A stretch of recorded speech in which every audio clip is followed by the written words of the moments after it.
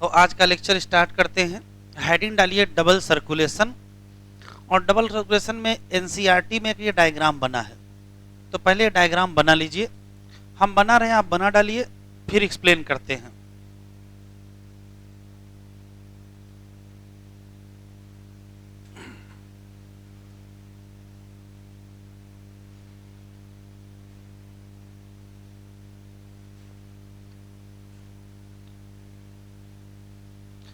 Diagram बना रहे हैं, बना डालिए।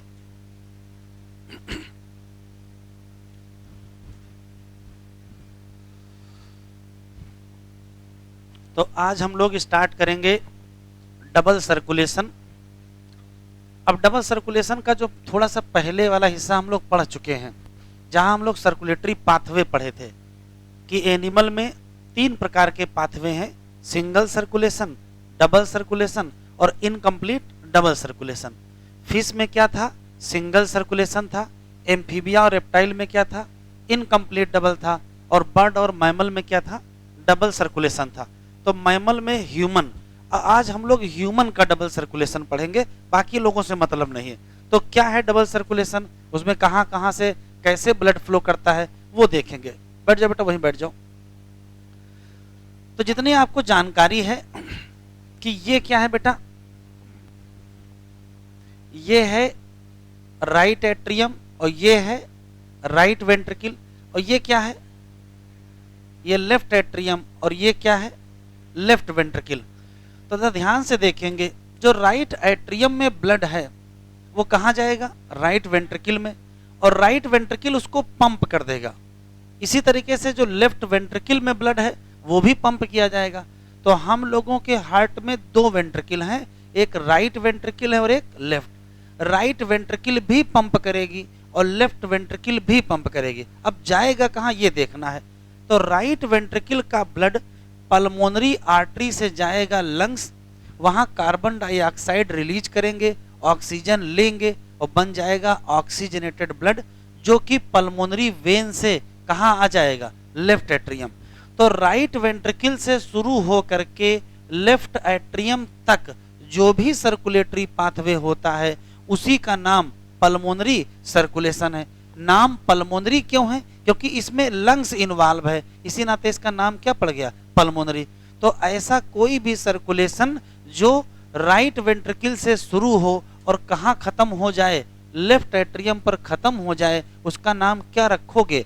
Pulmonary circulation. इसमें क्या क्या है? तो कहोगे इसमें हार्ट और लंग्स के बीच सर्कुलेशन होता है। अगर पूरा देखोगे तो पूरा ये है कि राइट वेंट्रिकल से, पल्मोनरी आर्टरी से, लंग से, पल्मोनरी वेन से कहां चला आया? Left atrium.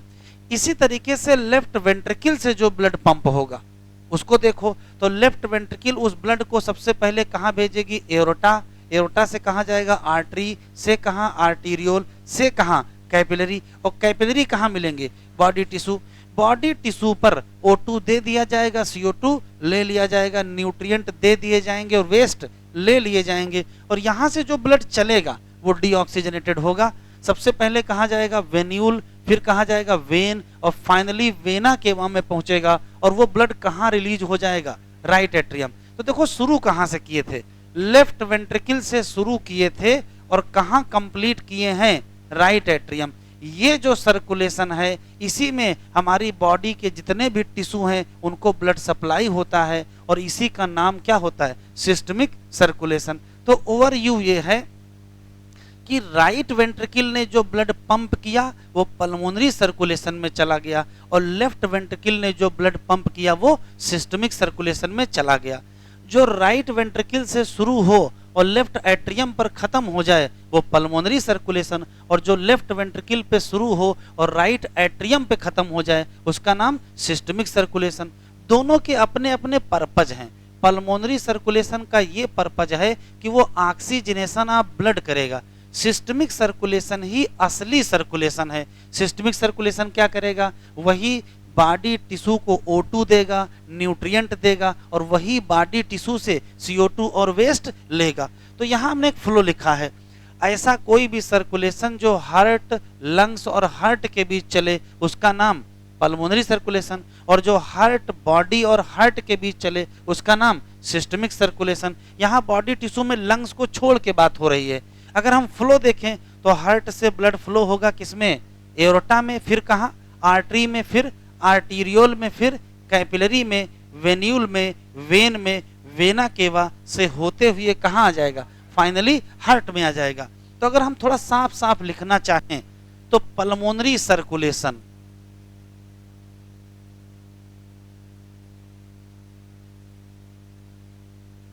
पल्मोनरी सर्कुलेशन के 3 क्वेश्चन सिर्फ हमको बता दीजिए। पहला सवाल यह है कि पल्मोनरी सर्कुलेशन शुरू कहां से होता है। तो अगर आपसे क्वेश्चन पूछा जाए कहां से शुरू होता है तो स्टार्ट एट, क्या स्टार्ट फ्रॉम कहेंगे, स्टार्ट फ्रॉम कहां से, तो आंसर देंगे राइट वेंट्रिकल से। अच्छा, स्टार्ट होता है राइट वेंट्रिकल से, वो कहां तक जाता है, कहां तक जाता है, तो ये लेफ्ट एट्रियम। तो राइट वेंट्रिकल से शुरू होकर के जो लेफ्ट एट्रियम तक जाए उसी का नाम क्या होगा, तो आंसर देंगे पल्मोनरी सर्कुलेशन। इसको हम अलग ही लिख लेंगे। ये कहां से है तो कहोगे राइट वेंट्रिकल से कहां तक आया है, तो आंसर क्या देंगे, लेफ्ट एट्रियम। पर्पज क्या है, तो ये वास्तव में है फॉर ऑक्सीजनेशन ऑफ क्या, ब्लड। लेकिन अगर हम सिस्टमिक सर्कुलेशन की बात करें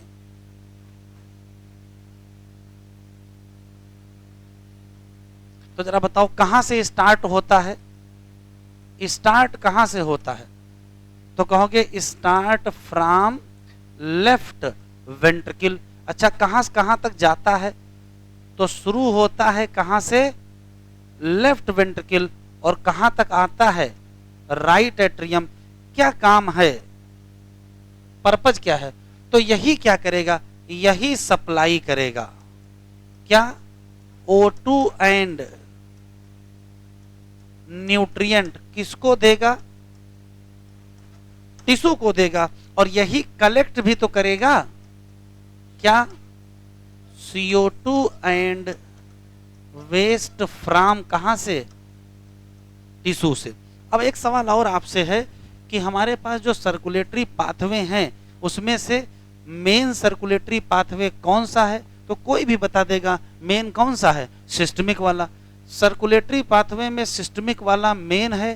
क्वेश्चन ये है कि मैक्सिमम सरफेस एरिया किस सर्कुलेटरी पाथवे में है, मैक्सिमम सरफेस एरिया किस सर्कुलेटरी पाथवे में है, तो फिर से आंसर क्या देंगे, सिस्टमिक ही देंगे। लेकिन सिस्टमिक में तो बहुत कुछ है ना, एओर्टा भी है, आर्टरी भी है, आर्टीरियोल भी है, बॉडी टिश्यू में कैपिलरी भी है, वेन्यूल भी है, वेन भी है, वेना केवा है। तो मैक्सिमम सरफेस एरिया कहां होगा, आर्टरी में कि आर्टीरियोल में कि कैपिलरी में कि वेन्यूल में कि वेन में कि वेना केवा में, तो मैक्सिमम सरफेस एरिया टिश्यू के अंदर होगा ना, और टिश्यू के अंदर ढेर सारी क्या पाए जाएंगे, इनकी संख्या तो मिलियन में होती है। तो ये इंपॉर्टेंट सवाल है। क्या, अगर क्वेश्चन पूछा जाए मैक्सिमम सरफेस एरिया किसमें है, तो आंसर देंगे कौन सा सर्कुलेशन, सिस्टमिक सर्कुलेशन। लेकिन सिस्टमिक में कहां है, तो आंसर देंगे क्या, कैपिलरी पर है। इतना लिख लीजिए जरा, तो आराम से याद रखेंगे कौन सा सर्कुलेशन है जो राइट वेंट्रिकल से शुरू होता है, कौन सा, पल्मोनरी। और कौन सा सर्कुलेशन है जो लेफ्ट वेंट्रिकल से शुरू होता है, सिस्टमिक। कौन सा है जो राइट एट्रियम पे खत्म होता है, फिर सिस्टमिक, पक्का। और कौन सा है जो लेफ्ट एट्रियम पे खत्म होता है, तो आंसर क्या देंगे, पल्मोनरी। फोटो काहे खींच रहे हो, अभी PDF भेजेंगे तुम्हारे पे पहुंच जाएगा। अच्छा खींच लो, खींच लो, लिख लो बेटा इतना, तो आगे बढ़ें।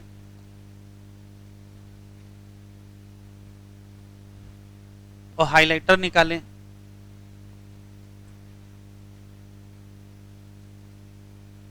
देखो एनसीईआरटी हाँ, वेस्ट।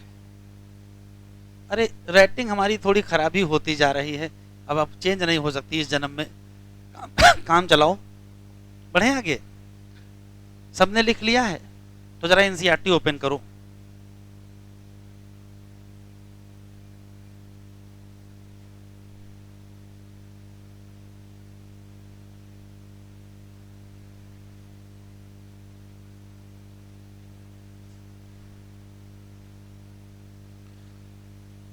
ये हेडिंग है डबल सर्कुलेशन, और ये वाला जो पैराग्राफ है ये पुरानी एनसीईआरटी में नहीं था, तो अभी इसको थोड़ी देर बाद पढ़ाएंगे। पहले यहां से पढ़ते हैं।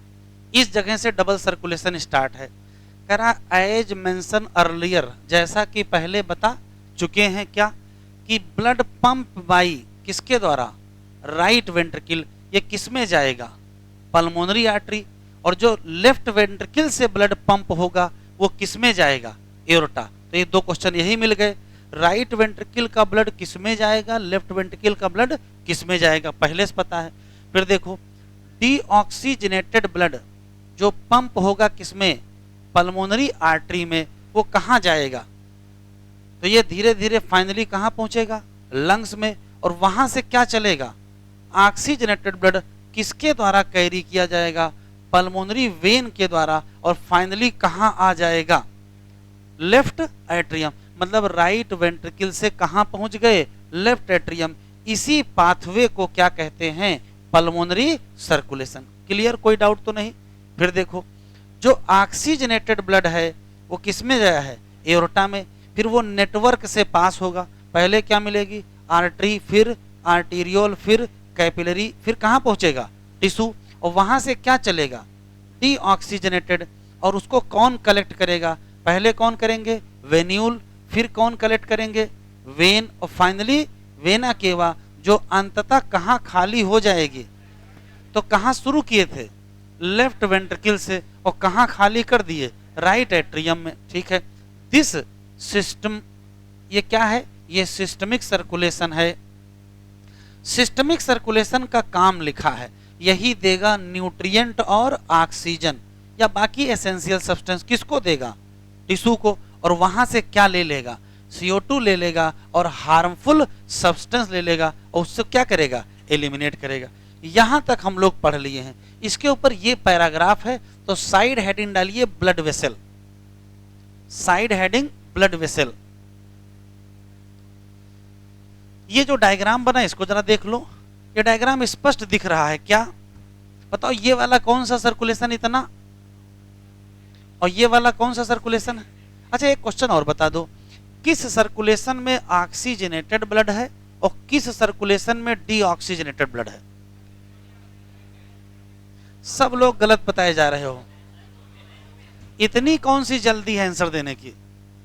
क्वेश्चन पहले सुनो फिर आंसर दो, किसमें ऑक्सीजनेटेड है किसमें डीऑक्सीजनेटेड है। तो कहोगे दोनों में दोनों प्रकार का ब्लड है, दोनों में क्या है, ऑक्सीजनेटेड, और दोनों में क्या है, डीऑक्सीजनेटेड। चलो एक लाइन ये लिख लो जरा, ऐसे ही गलत होता है एग्जाम में। यहां लिखिए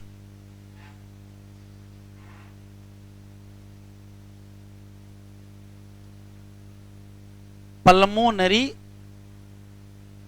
and systemic circulation both have क्या, ऑक्सीजनेटेड एंड क्या, डीऑक्सीजनेटेड ब्लड।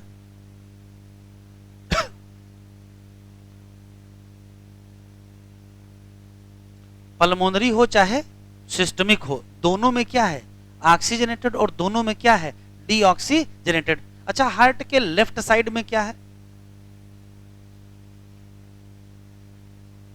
हार्ट के लेफ्ट साइड में, मतलब लेफ्ट एट्रियम और लेफ्ट वेंट्रिकल दोनों में ऑक्सीजनेटेड, और हार्ट के राइट साइड में, तो हार्ट में है बंटवारा, राइट और लेफ्ट में बंटवारा है। राइट साइड में क्या है, डीऑक्सीजनेटेड, और लेफ्ट साइड में क्या है, ऑक्सीजनेटेड।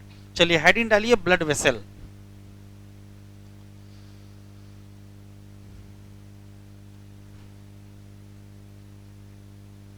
हेडिंग डालिए ब्लड वेसल, और एक डायग्राम बना लीजिए।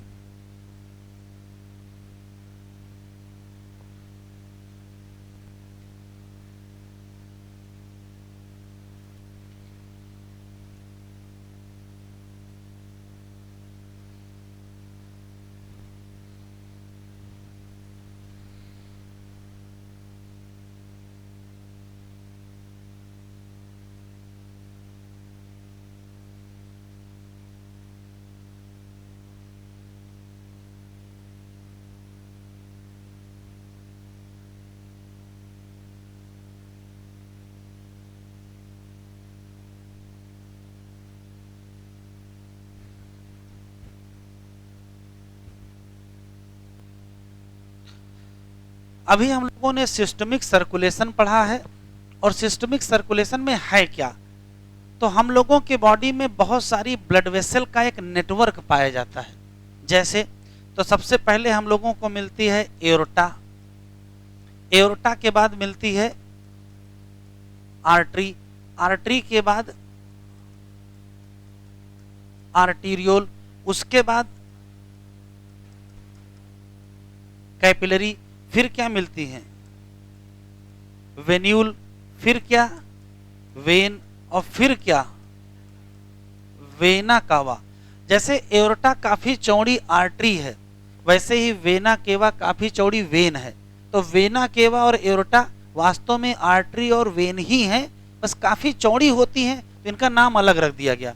तो रियल में कौन सी ब्लड वेसल है, तो रियल में है आर्टरी, आर्टीरियोल, कैपिलरी, वेन्यूल और वेन।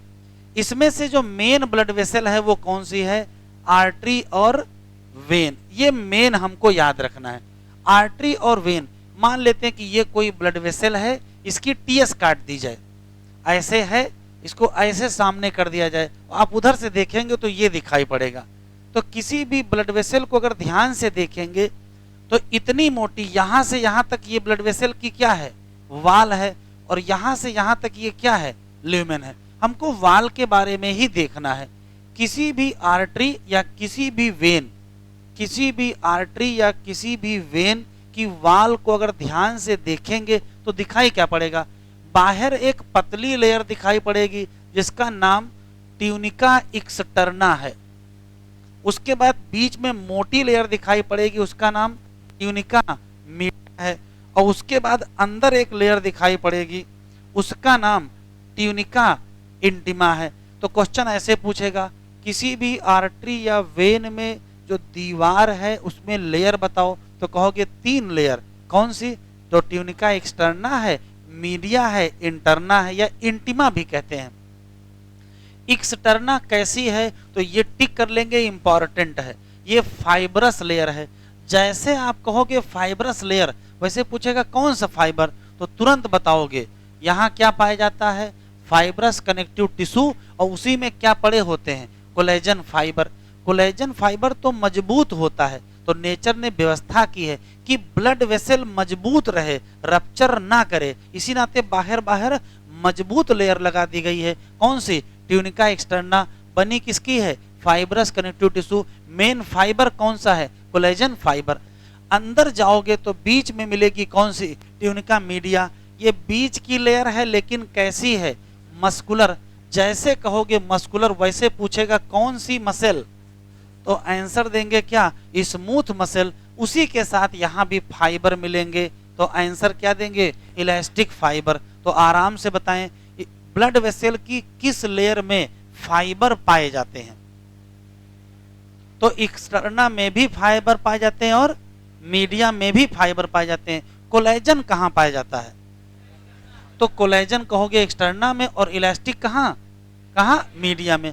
इसी तरीके से ट्यूनिका इंटिमा बहुत पतली इनर लेयर होती है, ये थिन होती है, किसकी बनी होती है, तो कहोगे स्क्वामस एंडोथीलियम। ये एंडोथीलियम क्या है, तो ऐसी कोई भी एपिथीलियम जो ब्लड वेसल में हो उसका नाम एंडोथीलियम होता है। स्क्वामस का मतलब ये होता है, ये एक स्क्वामस सेल, ये दूसरी स्क्वामस सेल, ये तीसरी स्क्वामस सेल, ये स्क्वामस एपिथीलियम है। तो ये इतनी पतली क्यों बनाई गई है, तो देखो कितनी पतली बनाई गई, उसका क्या पर्पज है। तो यहाँ आओ, हम आर्टरी पढ़ें, फिर आर्टीरियोल पढ़ें, फिर कैपिलरी, फिर वेन्यूल, फिर वेन, फिर वेना केवा। तो आर्टरी जब डिवाइड करती है तो क्या बनता है, आर्टीरियोल। आर्टरी में पाई जाती है 3 की तीनों दीवार, लेकिन जैसे ही आर्टरी से क्या बनता है, आर्टीरियोल, दीवार बचती है 2, तो ये गायब हो गई। कौन सी गायब कर दें, तो बाहर वाली गायब हो जाएगी। 2 कौन सी बचेंगी, ट्यूनिका मीडिया और ट्यूनिका इंटरना। और जैसे ही कैपिलरी बनेगी सिर्फ एक दीवार बचेगी, बताओ कौन सी, तो सिर्फ यही बचेगी। तो ट्यूनिका इंटिमा की जो थिन स्क्वामस एपिथीलियम है यही कहां पाई जाएगी, कैपिलरी। बताओ इतनी पतली यहां क्यों लगाई गई है, तो कैपिलरी ही तो वो जगह है जहां O2 CO2 न्यूट्रिएंट और वेस्ट का एक्सचेंज है। तो यहाँ पतली स्क्वामस एंडोथीलियम क्यों लगाई गई है? क्योंकि यही क्या होना है, यही होना है एक्सचेंज ऑफ सबस्टेंस, कुछ भी। फिर देखो जब कैपिलरी यूनाइट करेंगी तो क्या बनेगी? वेन्यूल। फिर से कितनी लेयर हो जाएंगे? 2। और वेन्यूल से क्या बनेगी? वेन। फिर से कितनी लेयर हो जाएंगे? 3।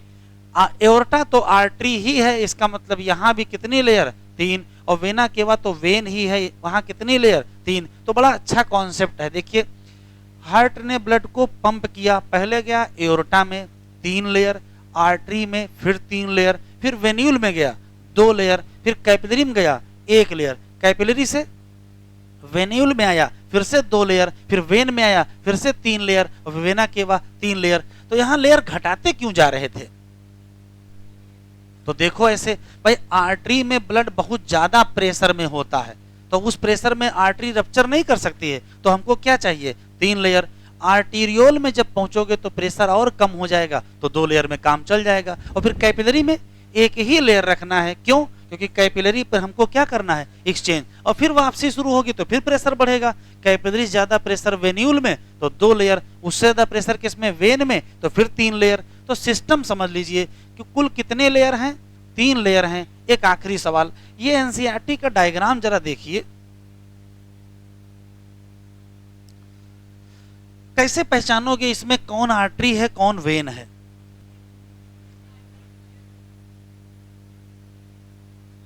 भाई देखो यहां वेन लिखा है और यहां क्या लिखा है? आर्टरी। एग्जामिनर जब देगा तो ये तो हटा देगा ना, ये हटा देगा। मान लो ये डायग्राम इतना आ गया, कैसे पहचानोगे कि आर्टरी है कि वेन है? तो अभी तो चूंकि वेन लिखा है तो बड़ा आसान लग रहा है, एग्जाम में जब ये एक आएगा तब समझना पड़ेगा। तो ध्यान से सुनिए, ये है ल्यूमेन। ल्यूमेन देखो यहां कहां है? वेन में ज्यादा, और यहां क्या है? कम। तो 2 बातें याद रखिए, जिसका ल्यूमेन ज्यादा होगा उसकी दीवार भी तो पतली होगी, और जिसका ल्यूमेन कम होगा उसकी दीवार क्या होगी? मोटी होगी। तो आर्टरी और वेन में क्या समानता? समानता यह है कि दोनों में 3 लेयर हैं, लेकिन आर्टरी की जो 3 लेयर है वो मोटी है और वेन की जो 3 लेयर है वो पतली है। अब ये मोटाई या पतलाई कहां से आ गई है? ये देखो भाई, तो इसका आंसर ये है ट्यूनिका मीडिया। जिसमें ट्यूनिका मीडिया मोटी होगी उसका ल्यूमेन क्या होगा? कम होगा, और जिनके ट्यूनिका मीडिया मोटी कम होगी उनका ल्यूमेन क्या होगा? ज्यादा। तो 2 बहुत काम के सवाल। आर्टरी हो चाहे वेन हो, दोनों की वाल में 3 लेयर हैं, लेकिन आर्टरी की वाल क्या है? मोटी है, तो ल्यूमेन क्या है? कम है। और वेन की वाल पतली है तो ल्यूमेन क्या है? ज्यादा। वेन की वाल पतली क्यों है? तो कहोगे वेन की ट्यूनिका मीडिया क्या होती है? आर्टरी से पतली होती है। तो 3 क्वेश्चन याद रखने हैं।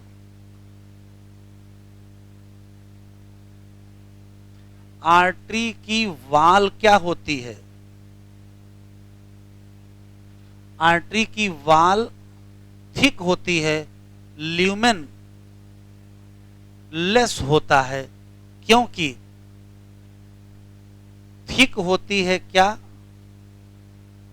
Tunica media. और वेन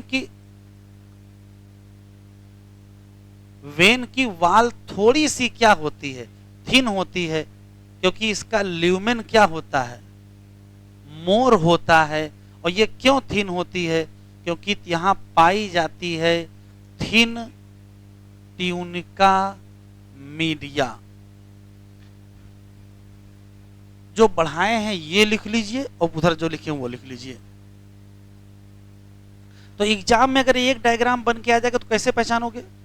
ल्यूमेन से पहचानिएगा। जिसका ल्यूमेन कम वो आर्टरी, और जिसका ल्यूमेन ज्यादा वो वेन। बस पहचान लीजिएगा। दोनों नहीं देगा, एक देगा।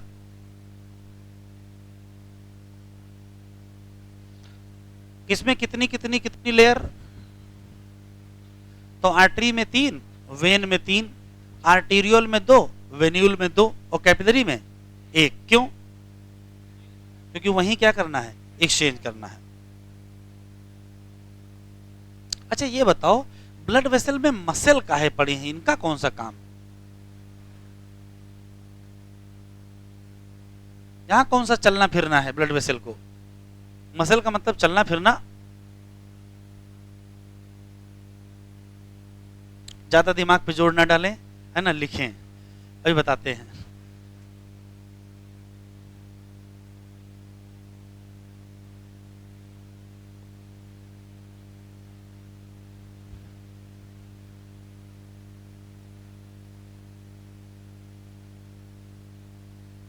लिख लिया बेटा, आगे बढ़ाए। यहाँ तो केवल इतना ही लिखना था। अच्छा ये बढ़ाया था, बढ़ा लो, बढ़ाए आगे।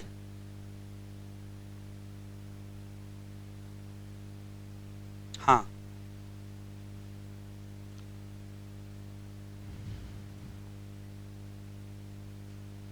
आर्टरी की दी ओ, हाँ आर्टरी हो चाहे वेन हो, मसल क्यों पाई जाती है? तो मसल का एक ही काम होता है, कॉन्ट्रैक्शन। तो मान लेते हैं कि आपका बीपी कम हो गया, तो अगर बीपी कम हो गया और आप बेहोश होने वाले हो, तो क्या करिए, ब्लड वेसल को कॉन्स्ट्रिक्ट कर लीजिए, तो वॉल्यूम क्या हो जाएगा, उसका जो ल्यूमेन है वो कम हो जाएगा, तो बीपी क्या कर जाएगा, बढ़ जाएगा। और मान लो बढ़ा हुआ है तो ब्लड वेसल को क्या करिए, डायलेट। तो ब्लड वेसल का वॉल्यूम चेंज किया जा सकता है, किसकी मदद से, ब्लड वेसल के कॉन्ट्रैक्शन से। तो ब्लड वेसल का कॉन्ट्रैक्शन करेगा कौन, तो यही स्मूथ मसल ही तो करेंगे। अच्छा आपसे पूछ के करेंगे, स्मूथ मसल है तो आपसे पूछेंगे नहीं, यही लिख लेंगे।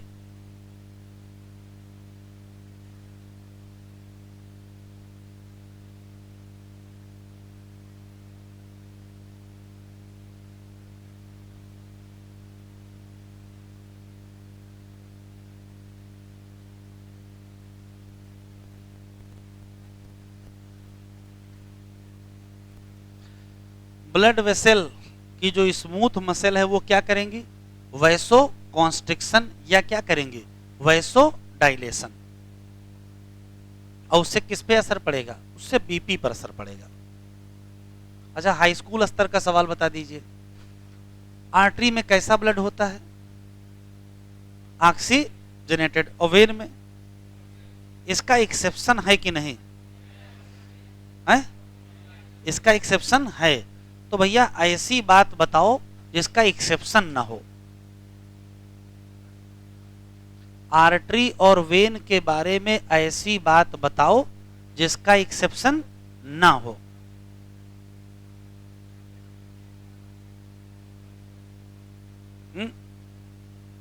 तो देखो ये मान लेते हैं हार्ट है, दुनिया की कोई भी आर्टरी होगी वो ब्लड हमेशा हार्ट से दूर ले जाएगी, और दुनिया की कोई भी वेन है वो हमेशा क्या करेगी, टूवर्ड लाएगी। तो हमेशा आर्टरी क्या करती है, दूर ले जाती है, और वेन हमेशा करीब लाती है। अब चाहे ऑक्सीजनेटेड हो चाहे डीऑक्सीजनेटेड। तो फिर भी सामान्यतः ये जो हाई स्कूल स्तर का सवाल है कि जरा बताओ आर्टरी में कौन सा ब्लड, तो आर्टरी में होता है ऑक्सीजनेटेड ब्लड, लेकिन इसका एक एक्सेप्शन है। कौन सा एक्सेप्शन बताओ, तो एक्सेप्शन है पल्मोनरी आर्टरी, इसमें क्या होता है, डीऑक्सीडेटेड। अच्छा वेन में कैसा होता है ब्लड, होता है डीऑक्सीजिनेटेड ब्लड। एक्सेप्शन बताओ बस, एक्सेप्शन बताओ, तो कहोगे कौन सी, पल्मोनरी वेन कैसा होता है, ऑक्सीजनेटेड। तो विदाउट एक्सेप्शन क्या है, लिखते चले हमारे साथ, विदाउट एक्सेप्शन बताओ बस। ये आया हुआ सवाल है नीट में, नीट का मतलब एआईपीएमटी में आया था, आर्टरी और वेन के बारे में विदाउट एक्सेप्शन बताओ, तो कहोगे आर्टरी कैरी ब्लड कहां, अवे फ्रॉम हार्ट और वेन कैरी ब्लड किधर की तरफ, टूवर्ड, जो हार्ट की तरफ लाए वो वेन और जो हार्ट से दूर ले जाए वो आर्टरी। ये क्या है, विदाउट एक्सेप्शन। और यह इंपॉर्टेंट लिख दीजिए, ये एक बार आ चुका है। अच्छा, हाई स्कूल स्तर का एक और सवाल, वाल्व किस में होते हैं? तो हाई स्कूल में आपने रट रखा होगा कि वेन में क्या होते हैं, वाल्व, और आर्टरी में वाल्व क्या होते हैं, एब्सेंट होते हैं। लिख लीजिए। तो आपके स्तर का ये सवाल है, आर्टरी और वेन के बारे में ऐसी कोई बात बताओ जिसका एक्सेप्शन ना हो। ये आया हुआ सवाल है, पीवाईक्यू में आपको मिल जाएगा। तो क्या बताओगे? Artery carry blood away from heart और vein carry blood toward the heart, इसका कोई एक्सेप्शन नहीं है।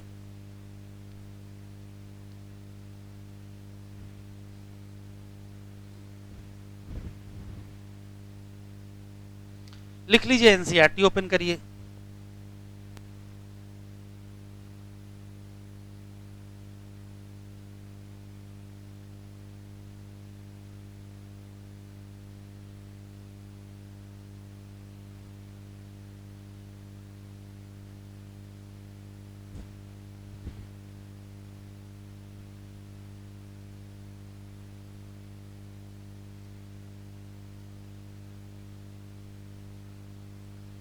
खोले एनसीईआरटी।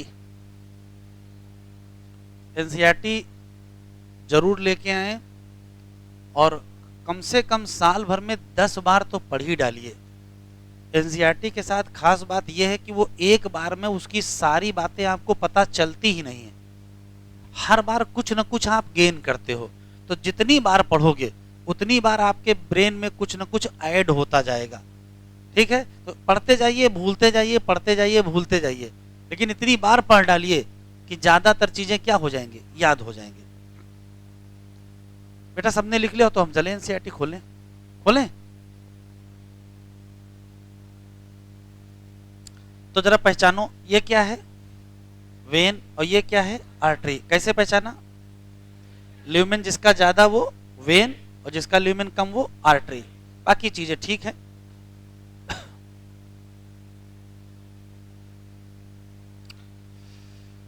ये है ब्लड वेसल। ब्लड फ्लो करता है फिक्स रूट में थ्रू द ब्लड वेसल। और ब्लड वेसल में मेन कौन है, चाहे आर्टरी हो और चाहे वेन। यहां ईच लिखा है, इसमें क्या पाई जाएंगे, 3 लेयर। तो किसमें किसमें 3 लेयर नहीं पाई जाएंगे, है? तो भैया आर्टीरियोल में नहीं होगा, वेन्यूल में नहीं होगा और कैपिलरी। और किसमें किसमें 3 लेयर है, तो सामने दिख रहा है, आर्टरी में और वेन। तो इनर लाइनिंग किसकी है, स्क्वामस एंडोथीलियम। नाम क्या है, ट्यूनिका इंटीमा। बीच की क्या है, स्मूथ मसल और साथ में क्या है, इलास्टिक फाइबर। नाम क्या है, ट्यूनिका मीडिया। और एक्सटर्नल लेयर क्या है, फाइबरस कनेक्टिव टिश्यू। फाइबर कौन सा, कोलेजन। नाम क्या है, ट्यूनिका एक्सटर्ना। ट्यूनिका मीडिया किसकी पतली है, वेन। तो किसकी मोटी है, आर्टरी। किस किस में फाइबर हैं, किस किस में फाइबर हैं, मीडिया और एक्सटर्ना। और फाइबर कौन कौन से हैं, तो एक में कोलेजन, एक में इलास्टिन। तो याद रखिएगा कोलेजन फाइबर कहां है और इलास्टिन फाइबर कहां है। हेडिंग डालिए, side heading, hepatic portal system. Side heading, hepatic portal system.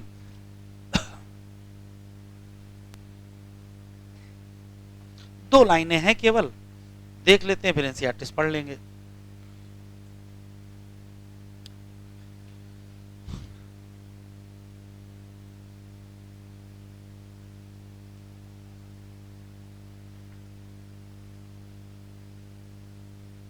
Hepatic portal system.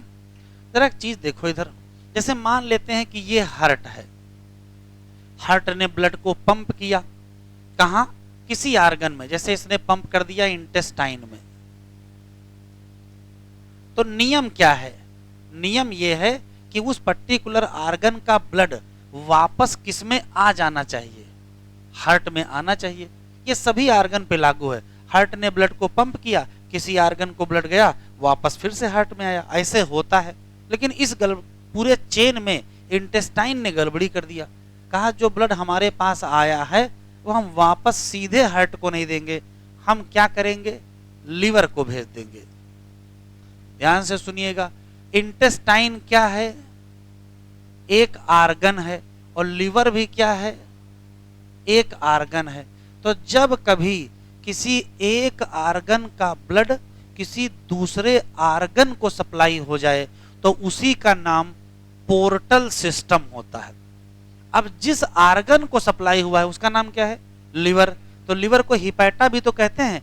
तो जब कभी इंटेस्टाइन का ब्लड कहां चला जाए? लिवर में चला जाए, तो पूरा नाम फिर क्या रख दोगे? Hepatic portal system. फिर से सुन लेते हैं। हार्ट के द्वारा जो ब्लड पंप किया गया वो इंटेस्टाइन किया गया। इंटेस्टाइन एक आर्गन है, नियम यह है कि वहां से ब्लड वापस हार्ट आना चाहिए, लेकिन ऐसा हुआ नहीं। इंटेस्टाइन ने ब्लड किसको दे दिया? लीवर को दे दिया। क्यों? क्या लीवर को सप्लाई नहीं थी क्या हार्ट से? क्या लीवर की हार्ट से सप्लाई नहीं थी तो उसने खून इंटेस्टाइन से मांग लिया?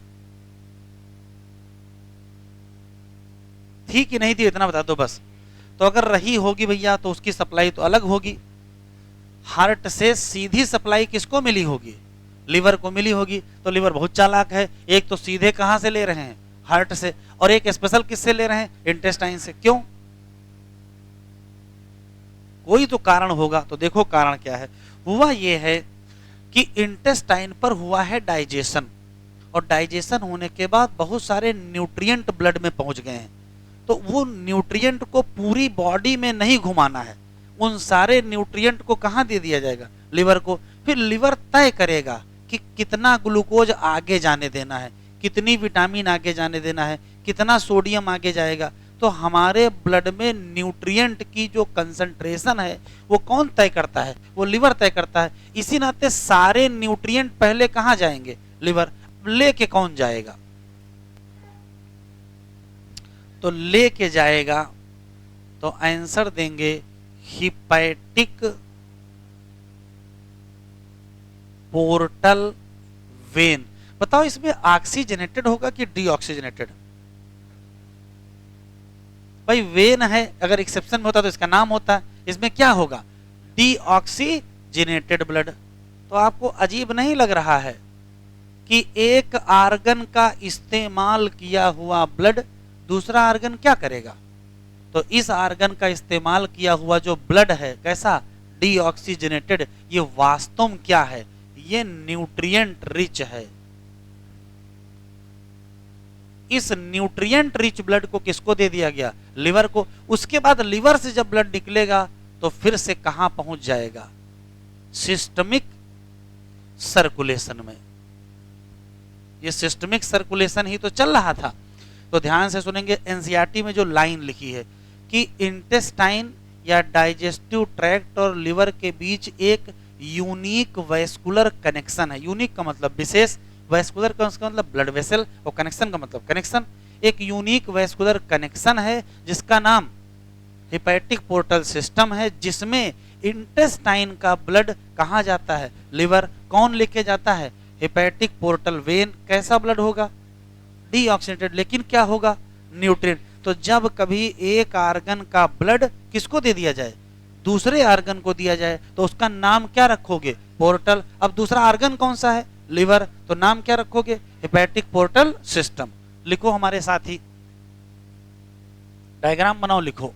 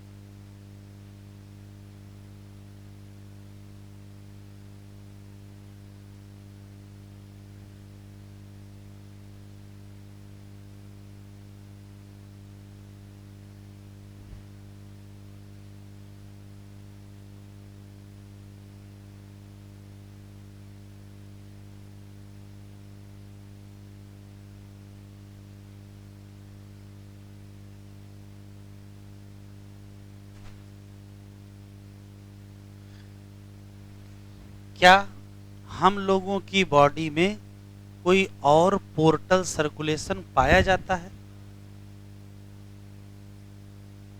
हाँ बोले हो कि ना बोले हो? हाँ, कौन सा? कौन सा? इनका कहना है रीनल, तुम्हारा रीनल, और किसी का है रीनल? तय कर लो, हमको जल्दी नहीं है। रीनल पोर्टल सिस्टम हम लोगों में नहीं पाया जाता है। जिसके पास हो वो अपना नाम चेक कर वहां लिखवा दे, रिकॉर्ड वाले में, गिनीज बुक वाले में, human with renal portal system है ना, वो अपना नाम वहां लिखवा सकता है। देश विदेश से लोग आएंगे देखने, ठीक है। तो हम लोगों में कौन सा नहीं है? रीनल पोर्टल सिस्टम नहीं है। लेकिन हमारे में एक और है, कौन सा? ब्रेन वाला, जो हाइपोथैलेमस और पिट्यूटरी के बीच पाया जाता है। ये लिख लिया बेटा, ये लिख लिया। तो हमारे साथ ही लिखते चले नोट में, हाइपोफाइसिस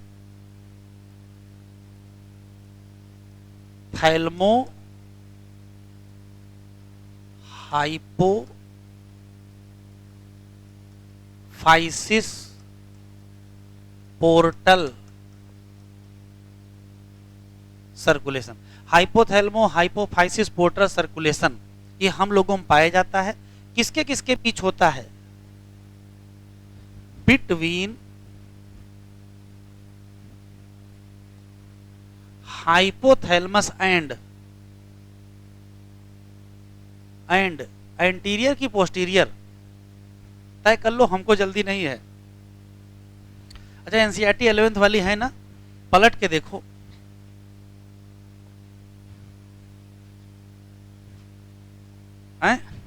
एंटीरियर तक है, पोस्टीरियर तो हाइपोथैलेमस से सीधे जुड़ा है। हाइपोथैलेमस एंड एंटीरियर, बेटा लिखते चलो हमारे साथ ही। फिर नोट,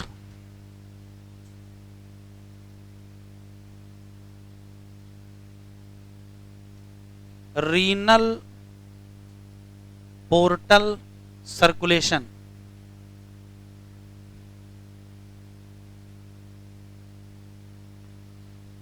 पहला सवाल ये एब्सेंट है, किसमें? हम लोगों में। और प्रेजेंट है किसमें? Present in frog. और किसके किसके बीच होता है? Between lower limb and kidney. Kidney तक ब्लड जाए तो रीनल नहीं कहोगे, लिवर तक ब्लड जाए तो हेपेटिक, और हाइपोफाइसियल ग्लैंड तक जाए तो क्या कहोगे? Hypophysis portal system. तो हमारे में ये है, ये है, ये नहीं है। अगर किसी में है तो वो अलग है ना।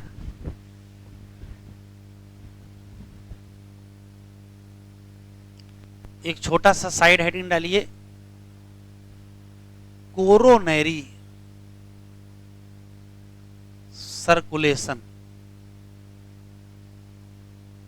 देख लो इधर, ये है हम लोगों का heart.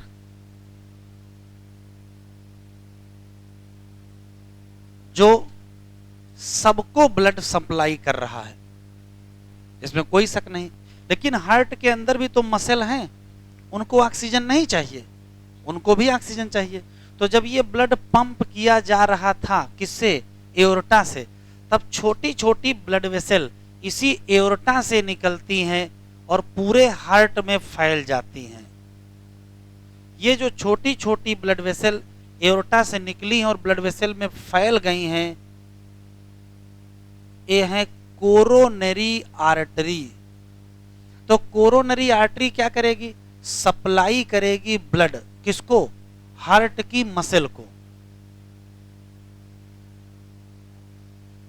Supply blood to heart muscle.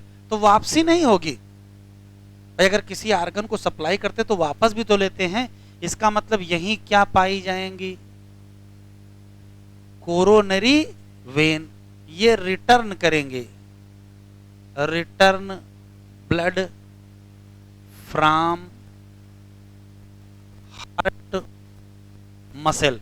तो कोरोनरी आर्टरी और कोरोनरी वेन से मिल के क्या बनता है, कोरोनरी सर्कुलेशन। पर्पज क्या है, तो कहोगे ये स्पेशल सर्कुलेशन है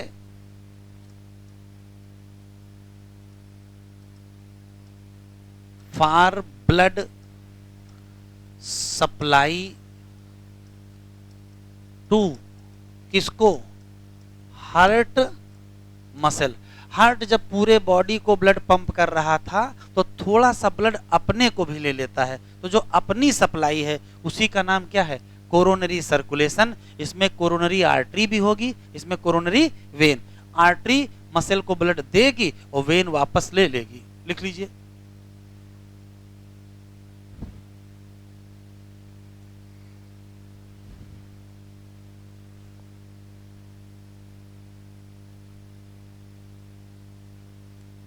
लिख लीजिए, एनसीईआरटी ओपन कर लीजिए। 2 लाइनें और बची थी, फिर हम लोग पढ़ेंगे रेगुलेशन। और इस बार नीट 2024-25 हुआ है, 25, अरे इतने साल हो गए, हम तो याद नहीं रहता है। हाँ, 2025 वाला जो पेपर हुआ है उसमें एक सवाल आया है, वो रेगुलेशन से आया है और अच्छा सवाल था। कितने लोगों गलत हुआ था वो, अच्छा सवाले नहीं पता है, वाह भाई वाह। तो हम पेपर देने के बाद तुरंत भूल जाते हैं।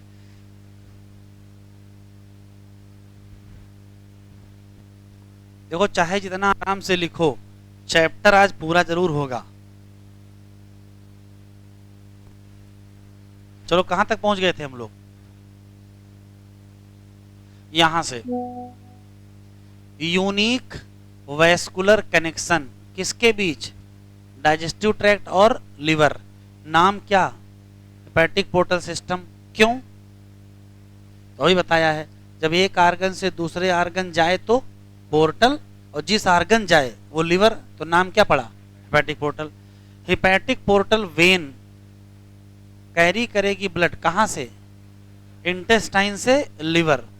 जानते हो एग्जामिनर क्या करेगा, जहां इंटेस्टाइन लिखा है वहां लिवर लिख देगा, और जहां लिवर लिखा है वहां इंटेस्टाइन। सही है, लिवर से इंटेस्टाइन पहुंचा देगा, डिलीवर बाद में कहां पहुंच जाएगा, सिस्ट में। एक स्पेशल कोरोनरी सिस्टम पाया जाएगा, कहां, our body exclusively for circulation of blood to and from. To and from का मतलब लेना और देना, किससे, कार्डियक मस्कुलेचर। इस डायग्राम को देख लो, ये लिखा है ग्रेट वेन, महान वेन। तो भैया किस मामले में महान है, सिर्फ बड़ी है इस नाते इसका नाम है, ठीक है। ये काफी चौड़ी है इस नाते इसका नाम क्या पड़ गया, ग्रेट वेन। तो सबसे चौड़ी वेन यही पाई जाती है। चलिए हेडिंग डालिए, रेगुलेशन ऑफ कार्डियक एक्टिविटी। और इसी से इस बार एक सवाल आया है एग्जाम में।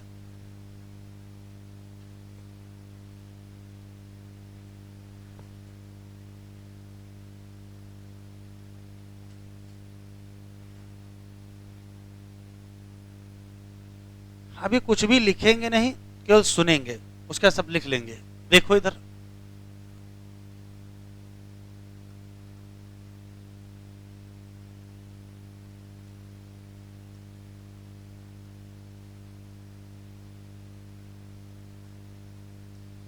Regulation of cardiac activity. पहले तो ये बताओ इस हेडिंग का मतलब क्या है, कार्डियक एक्टिविटी के रेगुलेशन का क्या मतलब है। तो मतलब समझ लीजिए, जैसे अभी सब लोग यहाँ बैठे हैं, सामान्य तुम यार पहले सांप निकाले दे रहे हो। सामान्य तरीके से हम लोग सांस ले रहे हैं, हम लोगों का सामान्य तरीके से हार्टबीट सामान्य कितनी होगी, तो वही 70, 72, 75 इसी के आसपास चल रही है। इनके हिसाब से मान लो भी यहाँ सांप निकल आए तो क्या होगा, तो हम इधर से कूद जाएंगे, है ना, तुम लोग उधर से भाग जाओगे, सब लोग भागेंगे तो ही। अच्छा भागेंगे जब बिल्डिंग के बाहर जाएंगे, तब तक हम लोगों का हार्ट रेट बढ़ चुका होगा। फिर वहां जाके सबको बताएंगे कि वहां सांप निकल आया था लेकिन जान बच गई है। तो थोड़ी देर बाद क्या होगा, आपका हार्ट बीट फिर से क्या हो जाएगा, नॉर्मल। अब फिर सुने, उधर से सांड आ जाएगा, फिर वहां से भागेंगे, फिर वहां से भागेंगे तो फिर से हार्ट बीट आपका क्या करेगा, बढ़ जाएगा। फिर भाग के यहाँ आओगे, बैठोगे, फिर हार्ट बीट क्या हो जाएगा, नॉर्मल हो जाएगा। अब ये बताइए, यहां से आप, तुम्हें क्या लगता है तुम भागोगे, सांप नहीं भागेगा? हाँ, वो भी तो भागेगा। अब देखें काम की बात, सांप क्लास करके जाएगा। कैसे सोच लेते हो ये सब बातें? देखें क्या है, ध्यान से सुनेंगे। जैसे ही परिस्थिति बदलती है, हमारी बॉडी की नीड बदल जाती है। जैसे जान बचाने के लिए हम लोग भाग रहे हैं, तो जो हम लोगों की मसल हैं, उनकी O2 की डिमांड बढ़ जाएगी, तो O2 की सप्लाई भी तो बढ़ानी पड़ेगी। और सप्लाई कौन बढ़ाएगा, हार्ट ही तो बढ़ाएगा, तो हार्ट बीट बढ़ानी पड़ेगी। तो एक सिस्टम है कि यदि हमारी बॉडी की डिमांड चेंज होती है तो हम अपने हार्ट बीट को एडजस्ट कर लेते हैं, कभी बढ़ा लेते हैं और फिर उसके बाद क्या करते हैं, घटा लेते हैं। तो अकॉर्डिंग टू द सिचुएशन या according to the need of body, heart के रेट और हार्ट के रिदम को हम एडजस्ट कर लेते हैं। इसी एडजस्ट करने को क्या कहते हैं, रेगुलेशन कहते हैं। रेगुलेशन का मतलब है कि हार्ट बीट के रेट को एडजस्ट किया जाए अकॉर्डिंग टू द नीड या according to the demand of situation. जैसी डिमांड, जैसे अभी सब कुछ सही है तो सामान्य हार्ट रेट कितना हो रहा होगा, 70, 72, 75, इसी के आसपास हार्ट बीट हो रही होगी। ठीक है, तो जो सामान्य एक्टिविटी है उसका रेगुलेशन कोई और करता है, और अगर परिस्थितियां विकट हो जाएं, समस्या आ जाए, तो हार्ट बीट का रेगुलेशन कोई और करता है। इसी नाते रेगुलेशन दो प्रकार का है। एक है नॉर्मल रेगुलेशन,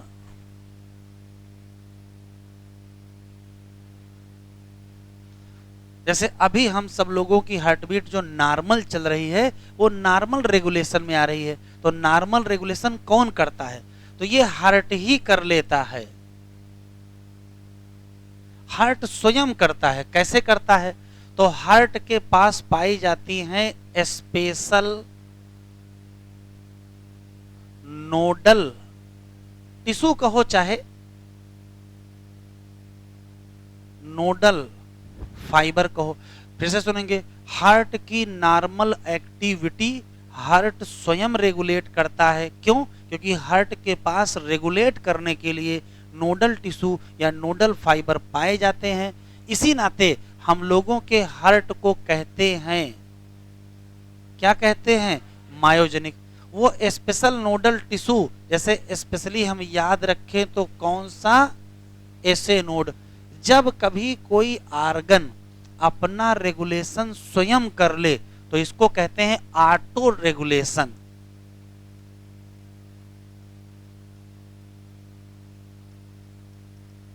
या इसी को कहते हैं इंट्रिंसिक रेगुलेशन। तो आराम से बताएं, नॉर्मल एक्टिविटी ऑफ हार्ट कैसी होती है, तो कहोगे ऑटो रेगुलेशन में होती है या इंट्रिंसिक रेगुलेशन में होती है। ये हार्ट स्वयं करता है। हार्ट में कौन करता है, नोडल टिश्यू या नोडल फाइबर। ये नोडल फाइबर हैं क्या, ये कार्डियक मसल ही तो हैं। तो अगर कार्डियक मसल स्वयं रेगुलेशन करेंगे तो इसका नाम क्या पड़ जाएगा, मायोजेनिक। ये सभी लोगों के साथ है, सभी सब सही चल रहा है। फिर इमरजेंसी आ गई, तो जैसे इमरजेंसी आएगी वैसे ऑटो रेगुलेशन बंद हो जाएगा और हार्ट का रेगुलेशन ब्रेन के पास चला जाएगा। अब ब्रेन क्या करेगा, तो जो दूसरा रेगुलेशन है वो है न्यूरल रेगुलेशन। न्यूरल रेगुलेशन कौन करेगा, तो आंसर देंगे ब्रेन करेगा। अब ब्रेन कैसे करेगा, तो ब्रेन में पाए जाते हैं न्यूरल सेंटर।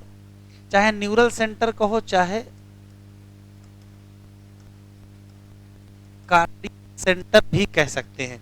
न्यूरल सेंटर कहां पाए जाते हैं, तो कहोगे मेडुला,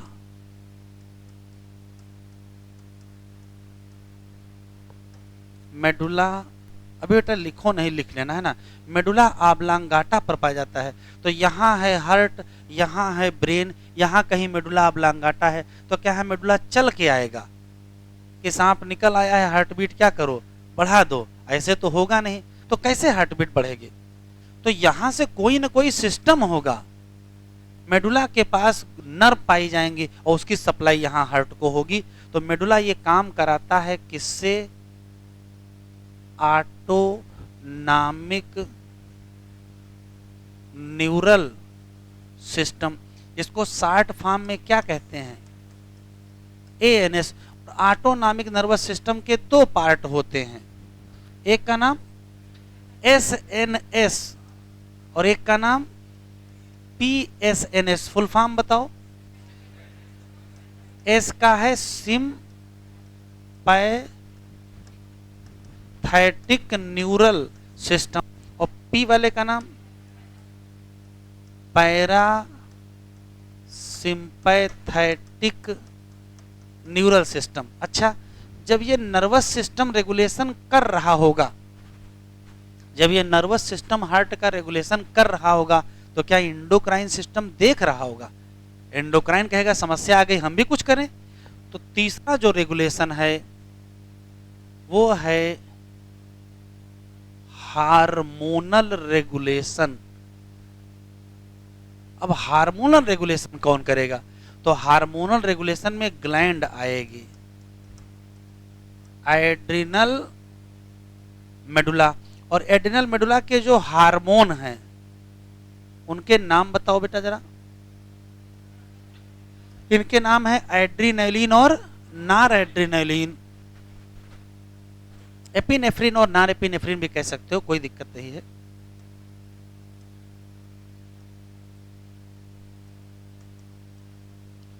एड्रीनलिन और नार एड्रीनलिन, ये दोनों हार्मोन किसके हैं? एड्रिनल मेडुला के हैं। ये करते क्या हैं? तो ये भी बढ़ा देते हैं हार्ट रेट। अब जब हार्ट रेट बढ़ जाएगा तो अपने आप क्या बढ़ जाएगा? Cardiac output. फिर से सुन लेते हैं। हम लोगों के हार्ट की एक्टिविटी को रेगुलेट किया जाता है। कैसे? एक नॉर्मल रेगुलेशन होता है, एक न्यूरल रेगुलेशन होता है, एक हार्मोनल रेगुलेशन होता है। नॉर्मल का मतलब परिस्थितियां सामान्य है तो हार्ट ब्रेन से पूछेगा नहीं, अपने आप रेगुलेट करेगा। यदि कोई आर्गन अपने आप स्वयं को ही रेगुलेट करे तो उसको कहेंगे ऑटो रेगुलेशन या इंट्रिंसिक रेगुलेशन। लेकिन दुनिया में अपने आप कुछ नहीं होता है, कोई तो कर ही रहा होगा। तो हमारे हार्ट के अंदर क्या पाए जाते हैं? नोडल टिश्यू या नोडल फाइबर, वही हार्ट की एक्टिविटी को नॉर्मली रेगुलेट करते हैं। उसमें मेन नेता कौन है? ऐसे नोड है। अगर काम नहीं चलेगा तो ये भी नोड से भी काम लेंगे। लेकिन अगर इमरजेंसी आ गई, सिचुएशन चेंज हो गई, तो फिर तुरंत क्या आ जाएगा? Neural regulation. न्यूरल रेगुलेशन कौन करेगा? ब्रेन। और ब्रेन में न्यूरल सेंटर या कार्डियक सेंटर पाए जाएंगे। कहाँ? मेडुला में। और मेडुला ऑब्लांगाटा क्या करेगा? ऑटो न्यूरोनॉमिक न्यूरल सिस्टम का इस्तेमाल करेगा। स्पेशली किसका? एसएनएस और पीएसएनएस। एसएनएस पीएसएनएस क्या करेंगे वो अभी आपको बताएंगे। लेकिन जब ये बेचारे मेहनत कर रहे होंगे तो ये भी तो कुछ करेंगे। कौन? न्यूरल रेगुलेशन के बाद क्या आएगा? Hormonal regulation. इसमें कौन आएगा? एड्रिनल मेडुला आएगा, उसके हार्मोन आएंगे और वो क्या करेंगे? इंक्रीज करेंगे हार्ट रेट और कार्डियक आउटपुट। अब सवाल ये है कि किसका रोल ज्यादा नहीं है? तो ज्यादा रोल नहीं है, नो मोर रोल ऑफ किसका? Adrenal cortex. कार्टेक्स के हार्मोन का भी हार्ट में रोल है लेकिन बहुत ज्यादा रोल नहीं है, क्योंकि कार्टेक्स वाले में लिखा है एक लाइन, कार्डियोवैस्कुलर सिस्टम को क्या करता है? मेंटेन करता है। लेकिन फिर भी रेगुलेशन में किसका रोल ज्यादा नहीं है? तो आंसर क्या देंगे? Adrenal cortex. तो मेन रोल किसका है? Adrenal medulla. लिखने से पहले क्वेश्चन देख लो, पेज नंबर, हाँ पेज नंबर 40 और क्वेश्चन नंबर 49।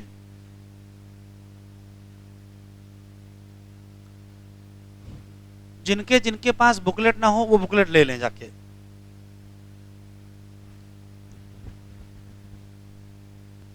सबने लिख लिया?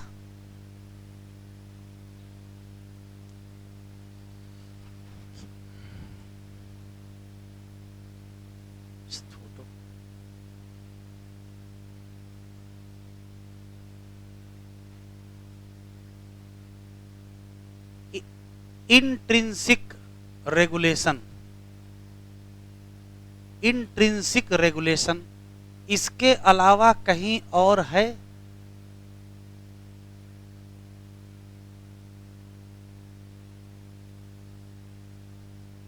है। कौन सा आर्गन है जो इंट्रिंसिक रेगुलेशन करता है? और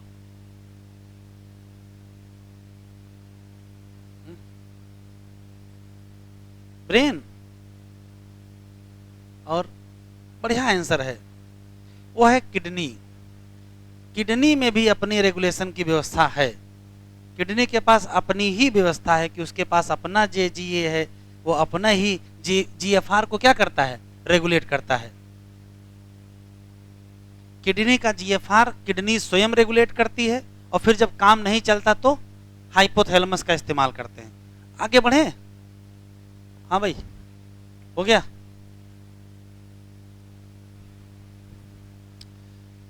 चलो देखो, ये मान लेते हैं कि ब्रेन है, और ये मान लेते हैं कि हार्ट है।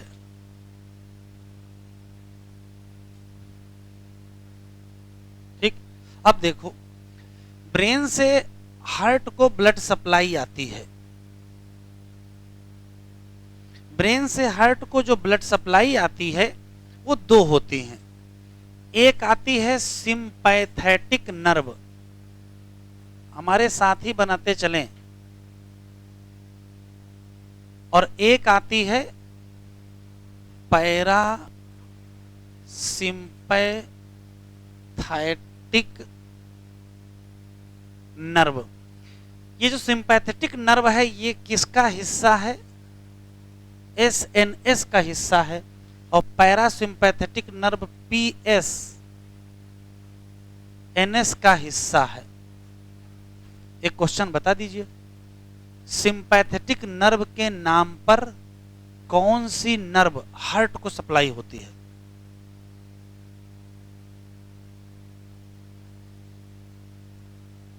तो आंसर देंगे थोरैसिक नर्व।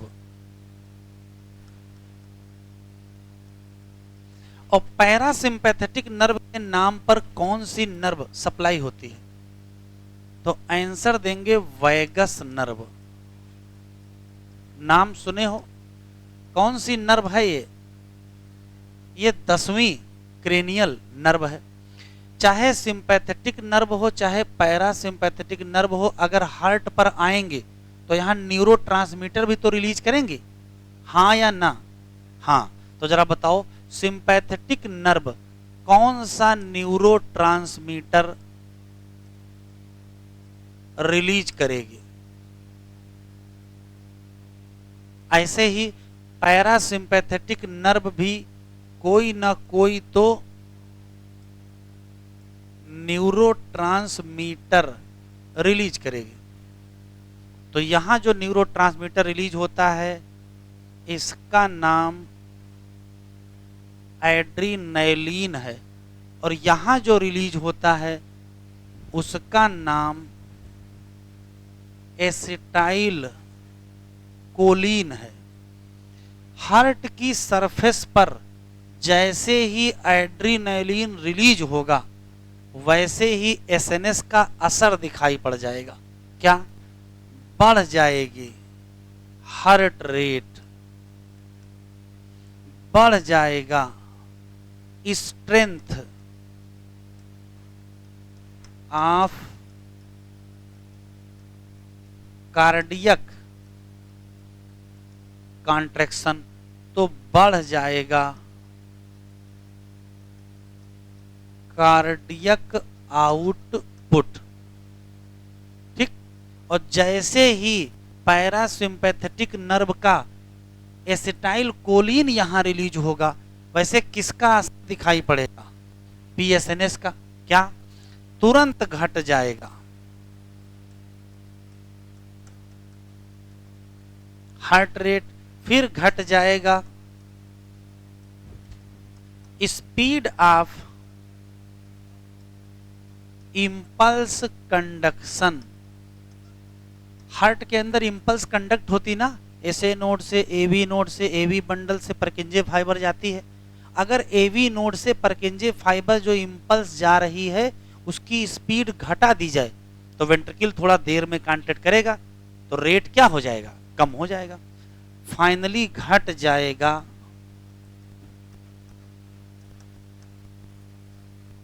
Cardiac output.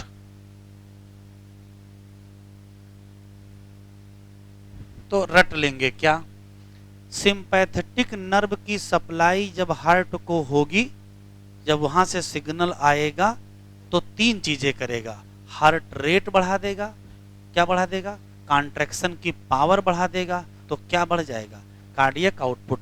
और जब पीएसएनएस का सिग्नल आएगा तो हार्ट रेट घट जाएगा, स्पीड घट जाएगी, तो कार्डियक आउटपुट घट जाएगा। जब ये सब हो रहा होगा तो हार्मोन भी देख नहीं रहे होंगे, हार्मोन भी अपना काम करेंगे। तो एड्रिनल मेडुला से क्या निकलेगा? एड्रीनलिन। जैसे यहां से निकला है तो एड्रीनलिन यहां वाला हो चाहे वहां वाला हो, काम तो एक ही करेगा। कौन सा? हार्ट रेट बढ़ाएगा, तो कार्डियक आउटपुट क्या करेगा? बढ़ जाएगा। ठीक। हम लोग जब तैयारी करते थे तो दो सवाल पूछे जाते थे, अभी नहीं आ रहे हैं, हो सकता रिपीट हो जाए। क्वेश्चन पूछता था कि यदि सिंपैथेटिक नर्व को काट दिया जाए तो क्या होगा? तो पैरासिम्पैथेटिक खुश हो जाएगा, और अगर ये खुश हो गया तो हार्ट रेट घट जाएगी, क्योंकि ये घटाने में लगा है ना। अच्छा, इसको ना काटा जाए, इसको काट दिया जाए तो हार्ट रेट बढ़ जाएगा। फिर गुस्सा लग जाए, दोनों को काट दिया जाए तो जब दोनों का काटोगे तो हार्ट खुश हो जाएगा। ये दोनों लोग बहुत परेशान कर रहे थे, जैसे दोनों को काट दोगे हार्ट रेट नॉर्मल रहेगा। तो अगर दोनों सप्लाई कट गई तो हार्ट रेट क्या रहेगा? नॉर्मल। लेकिन बहुत देर नहीं रहेगा, जल्दी ही हार्ट की रिदम क्या कर जाएगी? बिगड़ जाएगी। और एक कंडीशन है जिसका नाम है एरिदमिया, और उसके रिजल्ट में डेथ हो जाएगी। तो वो एक बात की बात है, अगर सिलेक्शन हुआ एमबीबीएस में तो वहीं पढ़िएगा। ठीक है, हाँ मान लो भाई पढ़ लो, हो ही जाए। कोशिश तो खूब करते हो कि ना हो, हैं? कोशिश खूब करते हो कि ना हो, इस साल पढ़ने को मिले, फिर अगले साल पढ़ने को मिले। हजरतगंज की गलियां छूट नहीं रही हैं। ठीक है, तो अब मान लो हो ही जाए गलती से, तो आप वहां जाकर के क्या करोगे? पढ़ोगे। अगर एसएनएस काट दें तो हार्ट रेट घट जाएगी, और पीएसएनएस काट दें तो हार्ट रेट बढ़ जाएगी, और दोनों काट दें तो नॉर्मल रहेगा। लिखो, लिख। चलो भैया एनसीईआरटी खोलो।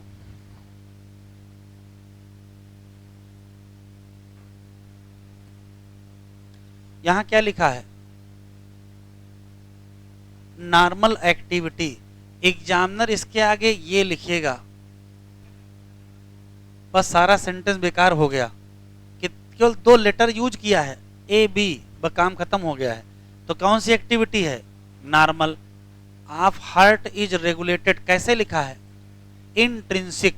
अच्छा, इसकी जगह ये लिख दें तो ये नहीं पूछ रहे गलत है, हमको ये बताओ लिखा कहां है एनसीईआरटी में?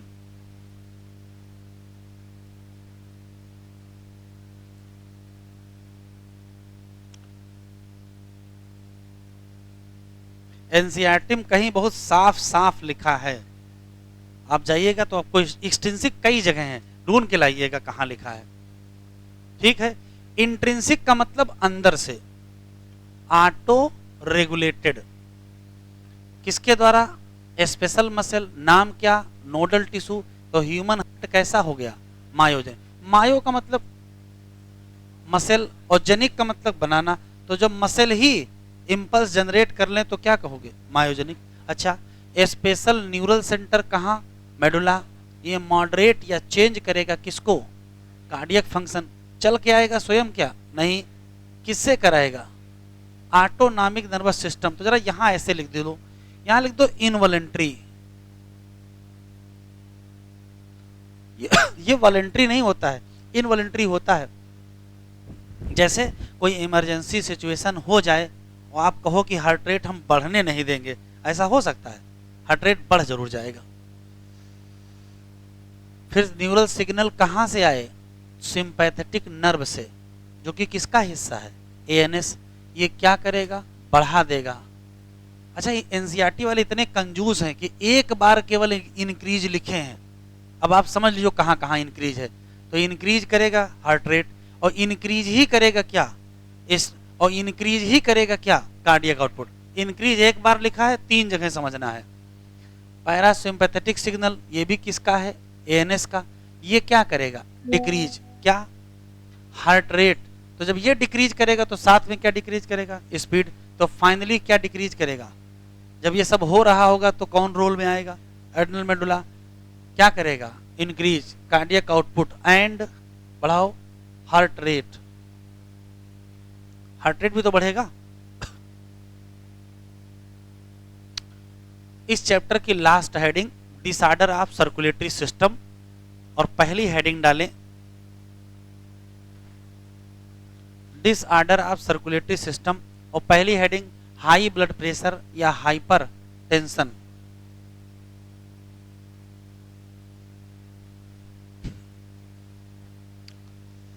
हेडिंग डालें high blood pressure,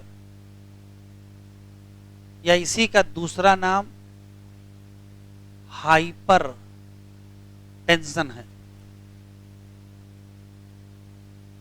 high blood pressure या हाइपर टेंशन। हमारे साथ ही लिखते चलेंगे, समझते चलेंगे, कुछ विशेष होगा तो रोकेंगे। पहला सवाल यह है, हाई छोड़ दो, पहले ये बताओ नॉर्मल ब्लड प्रेशर कितना होता है?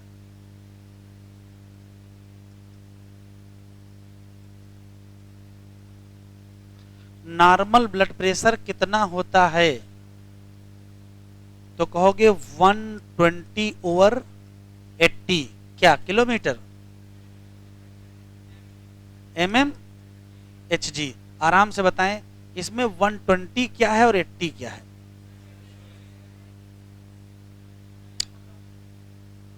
तो 120 है सिस्टोलिक प्रेशर। लिखते चले। और अच्छा, 80 क्या है? Diastolic pressure.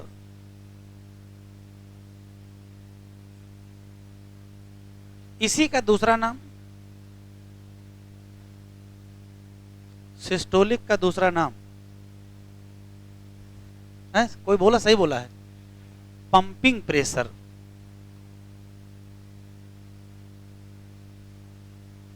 अच्छा, इसका दूसरा नाम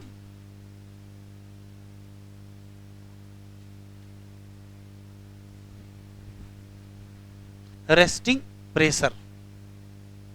इतना लिख लो, फिर रुको। इसका नाम सिस्टोलिक प्रेशर क्यों है? इसका नाम डायस्टोलिक प्रेशर क्यों है? या उसका नाम पंपिंग क्यों है? इसका नाम रेस्टिंग क्यों है? तो नाम ही से पता चल रहा है कि जो भाई सिस्टोल के दौरान प्रेशर हो वो सिस्टोलिक प्रेशर, और जो डायस्टोल के दौरान हो वो डायस्टोलिक प्रेशर। तो ये क्या है? तो कहोगे ये मैक्सिमम प्रेशर है।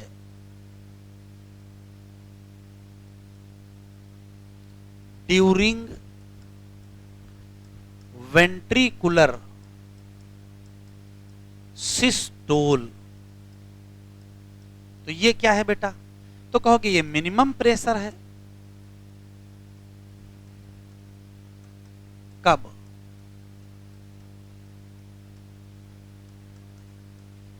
During ventricular diastole.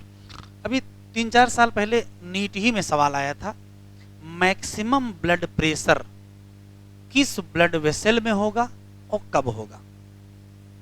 लिखना बंद करो, सोचना शुरू करो।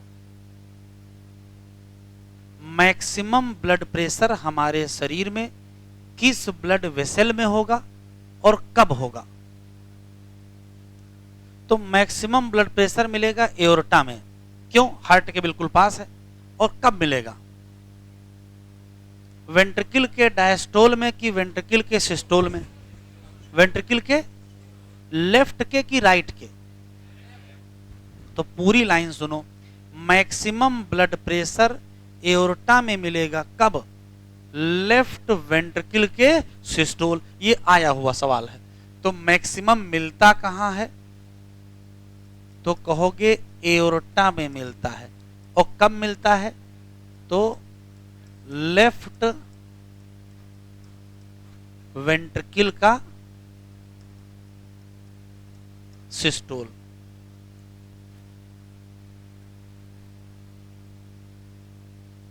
ठीक, तो ये इंपॉर्टेंट चीज है। नॉर्मल कितना है? 120/80 है। 120 क्या है, 80 क्या है, डायस्टोलिक क्या है, सिस्टोलिक क्या है?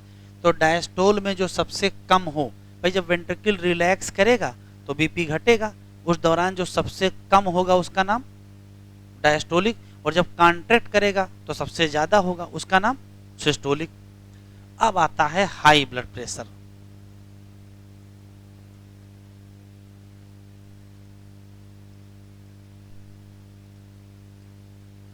इसका क्या मतलब है? तो इसका मतलब है कि ब्लड का प्रेशर नॉर्मल से क्या हो जाए?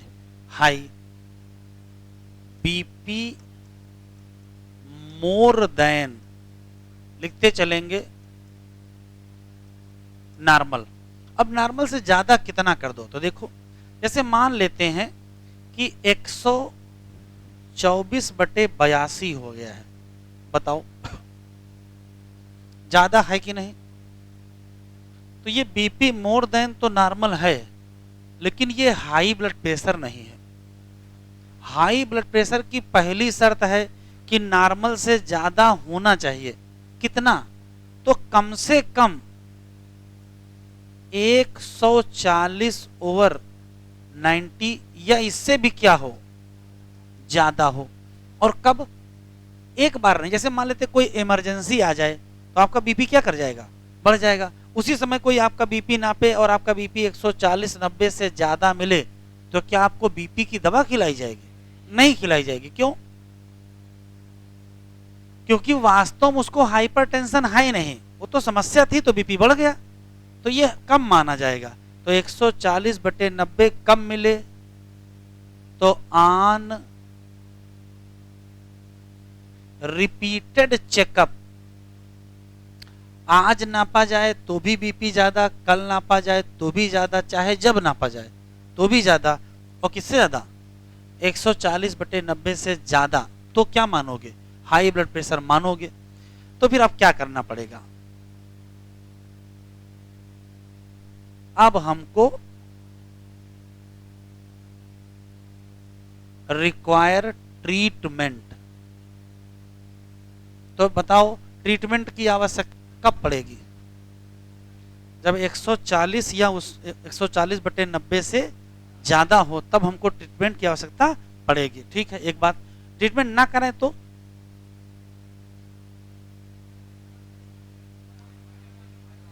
तो देखो क्या समस्या होगी। रटा सबको समस्या सुनो।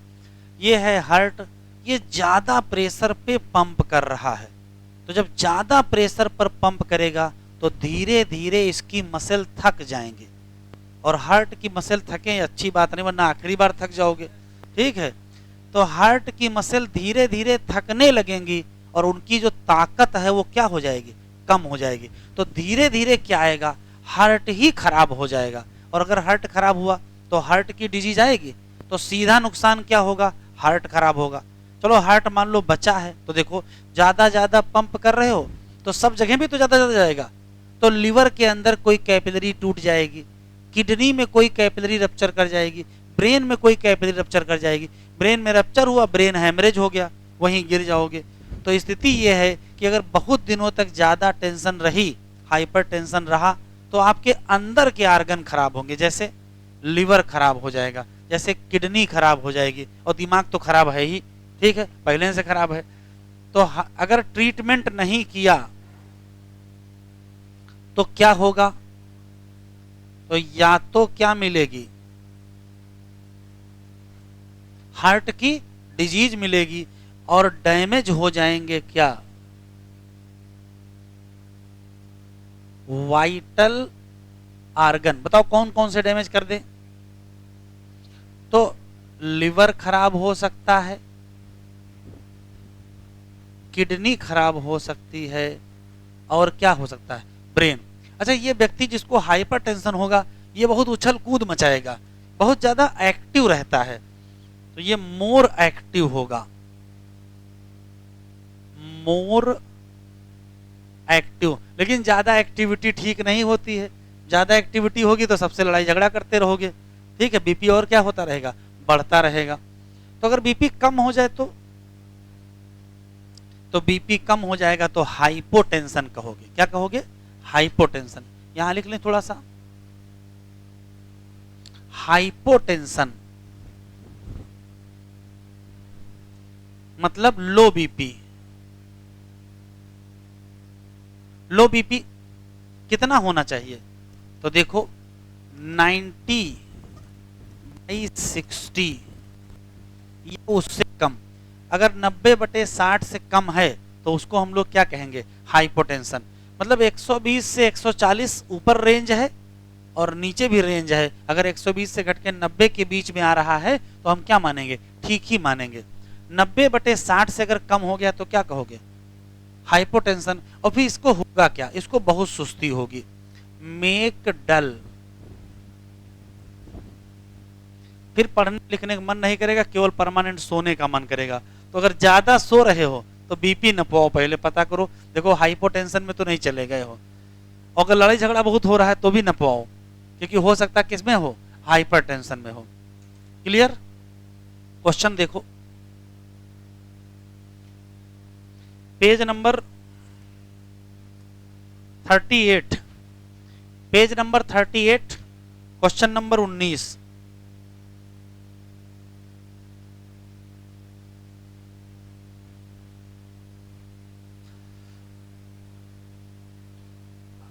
हाई ब्लड प्रेशर मतलब hypertension is term for blood pressure higher than normal. Normal कितना, 120/80। इन दिस मेजरमेंट 120 क्या है, सिस्टोलिक या पंपिंग, जबकि 80 क्या है, डायस्टोलिक या रेस्टिंग। ये क्या लिखा है, रिपीटेड, बार बार अगर चेक किया जाए और बीपी कितना मिले, 140/90 या उससे ज्यादा मिले तो हम क्या कहेंगे, हाइपरटेंशन। और हाइपरटेंशन खतरनाक है, क्या होगा, या तो हार्ट डिजीज होगा या तो वाइटल ऑर्गन डैमेज जैसे ब्रेन या किडनी। हेडिंग डालिए CAD, कोरोनरी आर्टरी डिजीज।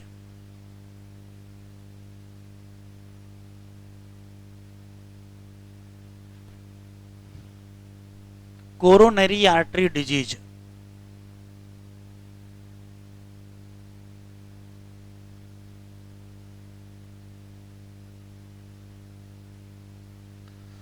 अब लिखेंगे ना, जरा देखेंगे, समझना है कुछ। यहां इधर देखो जरा, जैसे मान लेते हैं कि हम लोगों का ये हार्ट है,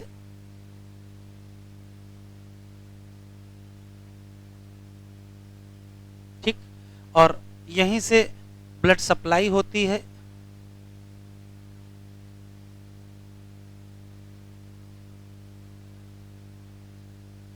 ये क्या है, ये है एओर्टा, ठीक है।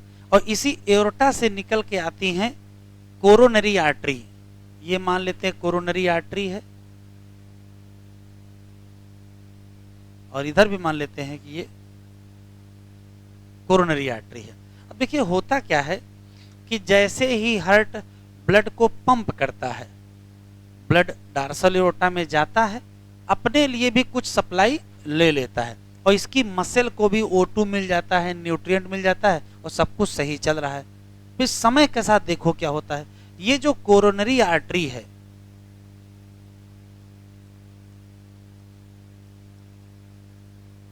इस कोरोनरी आर्टरी में हो जाती है एथेरोस्क्लेरोसिस।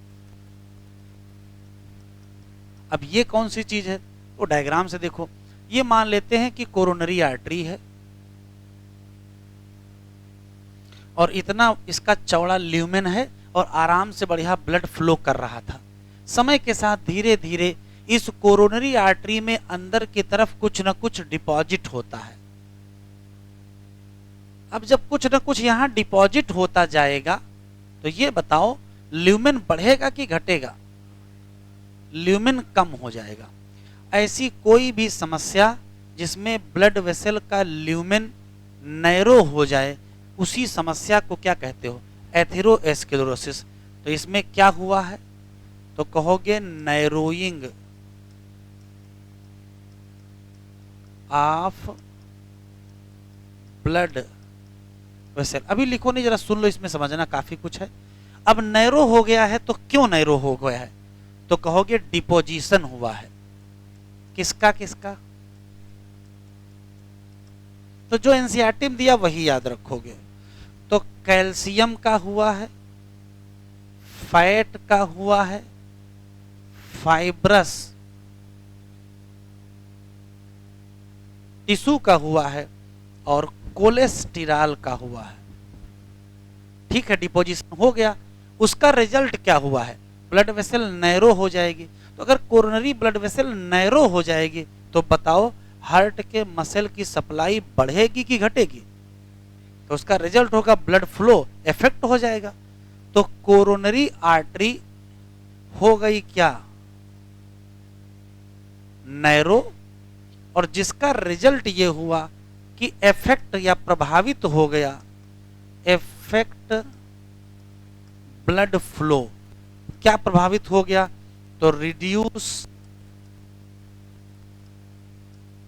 ब्लड सप्लाई टू किसको? Heart muscle. अब जब हार्ट मसल की ब्लड सप्लाई कम हो जाएगी तो क्या उसको O2 ज्यादा मिलेगी? O2 भी कम मिलेगी। तो रिजल्ट में क्या होगा? Reduce O2 to heart muscle.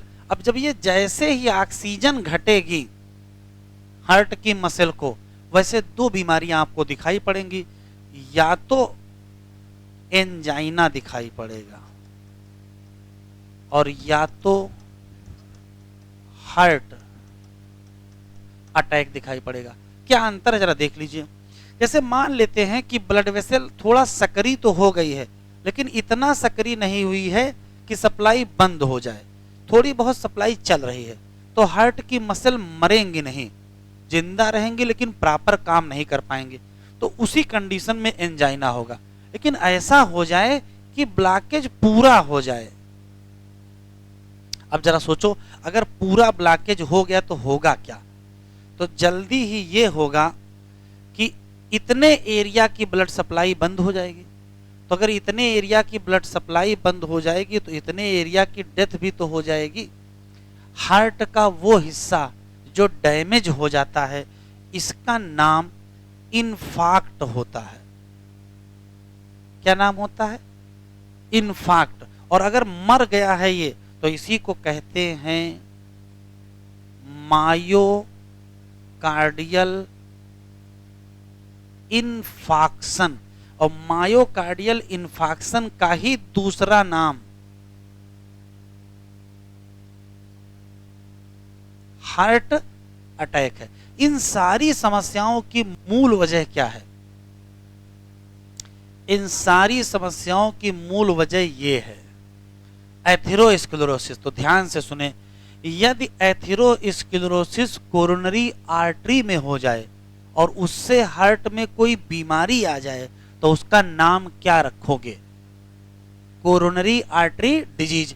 तो कोरोनरी आर्टरी डिजीज में दो बीमारियां हैं, एक कौन सी? एंजाइना, और एक कौन सी? Heart attack. दोनों के सिम्पटम में थोड़ा सा अंतर है। क्या? अगर सिर्फ दर्द हो, अगर सिर्फ दर्द हो, हार्ट डैमेज ना हो तो क्या होगा? एंजाइना।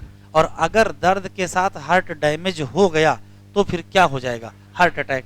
तो हार्ट अटैक का मतलब है हार्ट की मसल डैमेज। इन दोनों परिस्थितियों में हुआ क्या है? तो इन दोनों परिस्थितियों में हार्ट की जो ब्लड सप्लाई है वही गड़बड़ हुई है। जब पर्याप्त मात्रा में ब्लड सप्लाई ना हो पाए या पर्याप्त मात्रा में ऑक्सीजन ना दे पाए तो क्या होने लगे, तो या तो एंजाइना होने लगेगा और या तो हार्ट अटैक। अब इसके बाद रटने वाले सवाल है, रटने वाले 5 क्वेश्चन है। क्या एंजाइना क्या है, तो एंजाइना के 4 क्वेश्चन आप रट लोगे। पहला, ये वो कंडीशन है जिसमें अचानक सीने में दर्द होने लगता है, एक्यूट चेस्ट पेन। अभी लिखो नहीं बेटा, सुन लो, अभी लिखने का टाइम देंगे। अचानक क्या होगा, सीने में दर्द होने लगेगा, एक्यूट चेस्ट पेन। क्यों होने लगेगा, क्योंकि ज्यादा ऑक्सीजन नहीं मिल पा रही। क्यों, क्योंकि ब्लड फ्लो क्या हो गया है, कम हो गया। क्यों, ड्यू टू एथेरोस्क्लेरोसिस।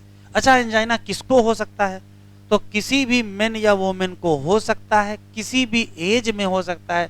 कॉमन किनको है, तो कॉमन उनको होगा जो खूब चिकनाई खाएंगे, वाजपेयी वाली पूड़ी खाएंगे ढेर सारी, है ना। तो जब अब ढेर सारी क्या है कि अगर आप मतलब ढेर सारी पूड़ी खाएंगे या बहुत सारा तला भुना खाएंगे तो फिर क्या बढ़ेगा, कोलेस्ट्रॉल बढ़ेगा। तो अगर कोलेस्ट्रॉल बढ़ गया तो है? ऐसा नहीं कि यहाँ केवल वाजपेयी की पूड़ी खाने से हो जाएगा, घर की पूड़ी खाओगे तो भी हो जाएगा, है ना। तो भैया तला भुना अगर खाओगे तो हमारे ब्लड में क्या बढ़ेगा, कोलेस्ट्रॉल बढ़ेगा। तो अगर कोलेस्ट्रॉल बढ़ गया तो क्या होगा, तो एथेरोस्क्लेरोसिस होगी। और अगर एथेरोस्क्लेरोसिस हो गई तो फिर तो ल्यूमेन नैरो हो जाएगा। रिजल्ट में या तो क्या मिलेगा, एंजाइना, और या तो क्या मिलेगा, हार्ट अटैक। कॉन्सेप्ट क्लियर है, इतना लिख लो, अभी आगे लिखाते हैं। तो अब रटने वाले सवाल लिख लेते हैं।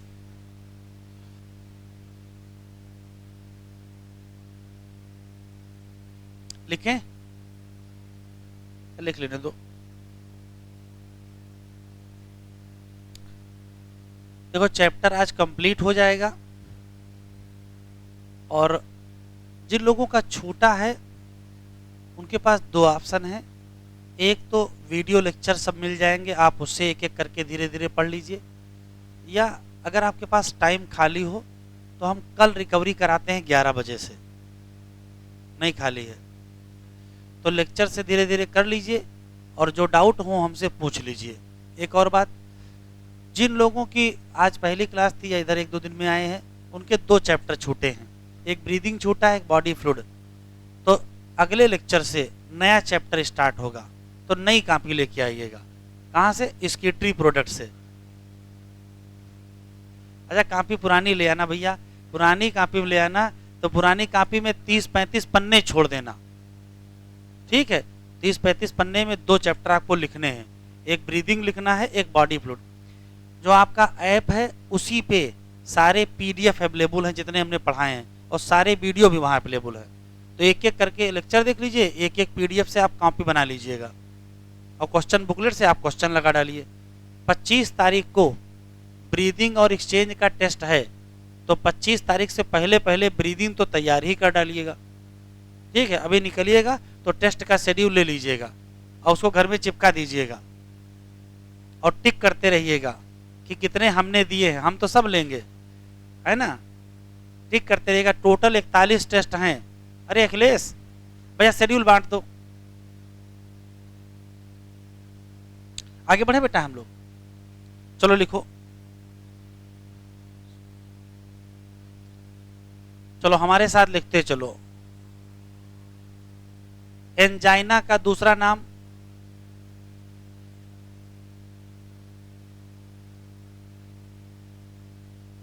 इसका ये नाम क्यों पड़ा,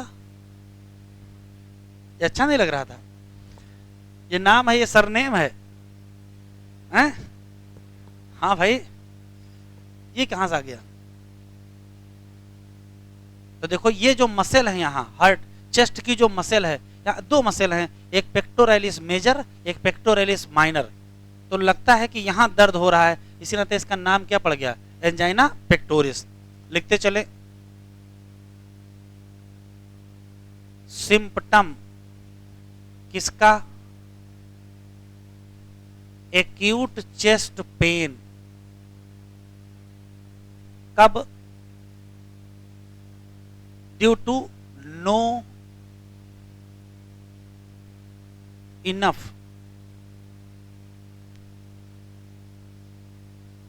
ऑक्सीजन रीच टू कहां? Heart muscle. ऐसा क्यों हुआ? Due to condition that effect क्या? Blood flow. और वो कंडीशन कौन सी थी? है? तो वो कंडीशन थी एथीरो स्क्लीरोसिस। किसको हो सकता है?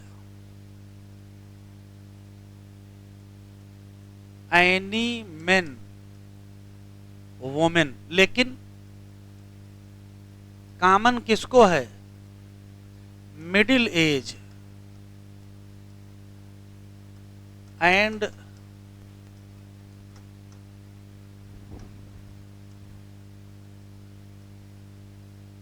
जो थोड़ा सा एज जिनकी ज्यादा होगी।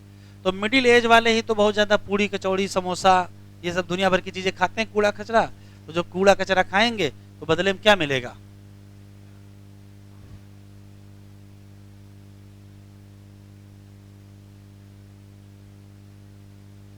Heart attack. ये क्या है?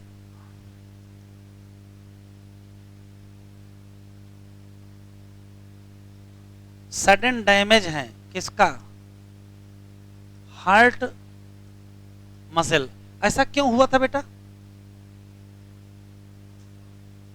है? तो नो एडिक्वेट ब्लड सप्लाई या फ्लो, कुछ भी लिख लो, कोई दिक्कत नहीं। और ऐसी सप्लाई क्यों नहीं थी बेटा? तो फिर वही समस्या थी, एथिरो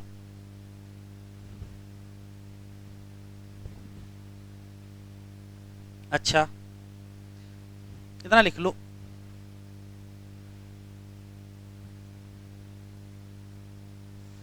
आगे बढ़े बेटा। चलो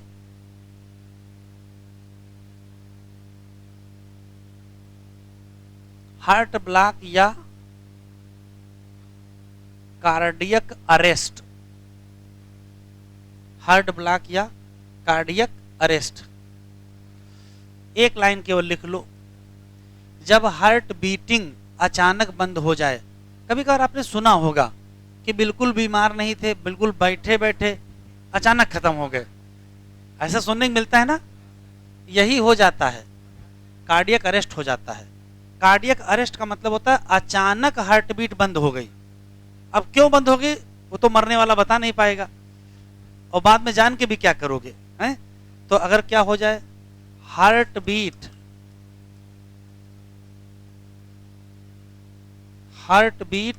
सडनली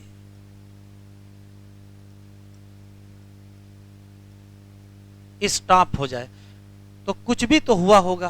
तो जो क्या होता है, वास्तव में जो नोडल टिश्यू हैं वो काम करना बंद कर देते हैं। तो इंपल्स जनरेशन बंद हो जाएगा तो हार्ट बीट बंद नहीं हो जाएगी। तो कारण क्या है? Non function of nodal tissue. आखिरी बीमारी है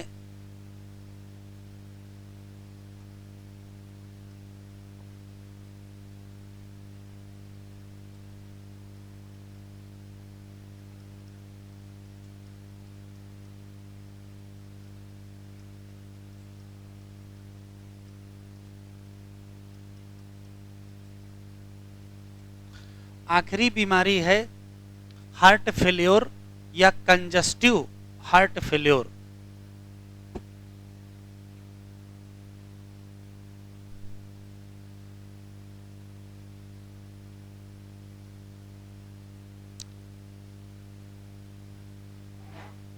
2 मिनट ना लिखें, देख ले फिर लिखें।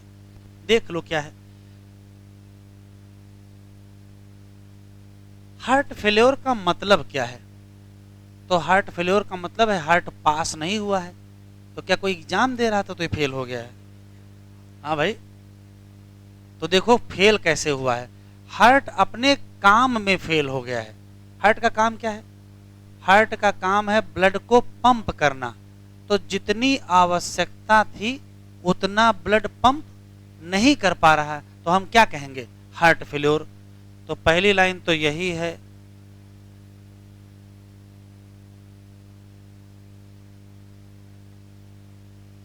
Heart unable to pump blood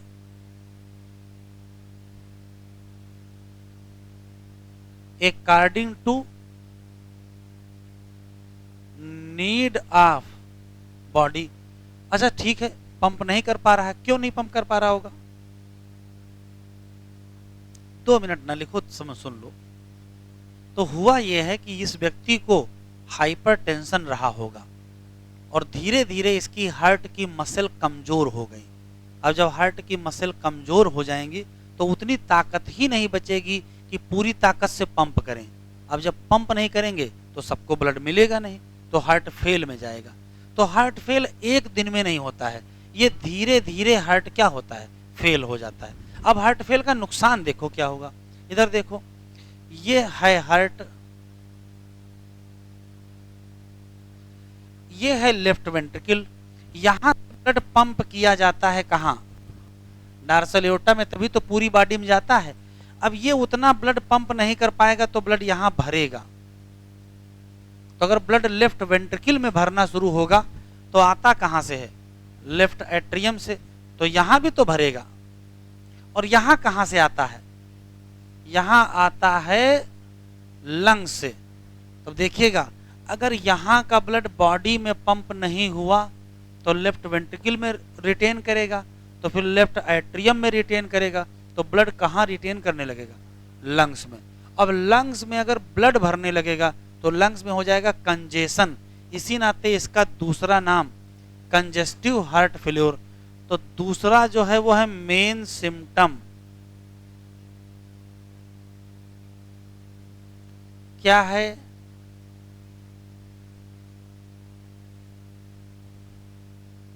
congestion of lungs. इसी नाते नाम क्या पड़ गया? Congestive heart failure. फिर देखो क्या होगा, इस व्यक्ति को खून की उल्टी होने लगेंगी, क्योंकि लंग्स में जब ब्लड भरेगा तो फिर वो बाहर आएगा और इसके साथ बहुत सारी और समस्याएं हो जाएंगी। ये बताओ O2 CO2 एक्सचेंज का क्या होगा? वो भी तो कम हो जाएगा। तो इस व्यक्ति की सांस फूलने लगेगी, इसका हार्ट फेल के साथ इसके लंग्स फेल हो जाएंगे और इसकी फिर धीरे धीरे क्या हो जाएगी? डेथ हो जाएगी। तो बड़ी स्थिति गंभीर हो गई है। क्या हो जाता है? Unable to pump blood according to the need of body. और मेन सिम्टम क्या है? Congestion of lung. इसी नाते इसको कहते क्या है? Congestive heart failure. तो ये एसर्शन रीजन है। हार्ट फेल्योर को कंजेस्टिव हार्ट फेल्योर कहते हैं। ये एसर्शन रीजन यही है कि मेन सिम्पटम क्या है? Congestion of lungs. अब लिख लो,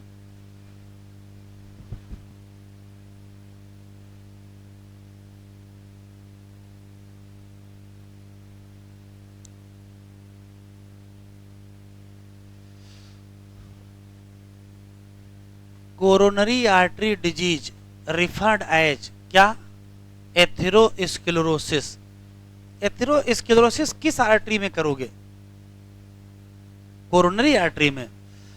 affect the vessel that supply blood to heart muscle. कैसे होगा? डिपोजिशन किसका? कैल्शियम, फैट, कोलेस्ट्रॉल और फाइब्रस टिश्यू। इससे ल्यूमेन क्या हो जाएगा? नैरो। नैरो के साथ एक और समस्या होती है, ल्यूमेन रफ भी हो जाता है और प्लेटलेट उससे टूटती है तो ब्लड वेसल के अंदर क्लाट बनने लगता है और वो यहाँ वहाँ फंसने लगता है। थोड़ी खतरनाक स्थिति है। एंजाइना क्या है? एंजाइना पेक्टोरिस है।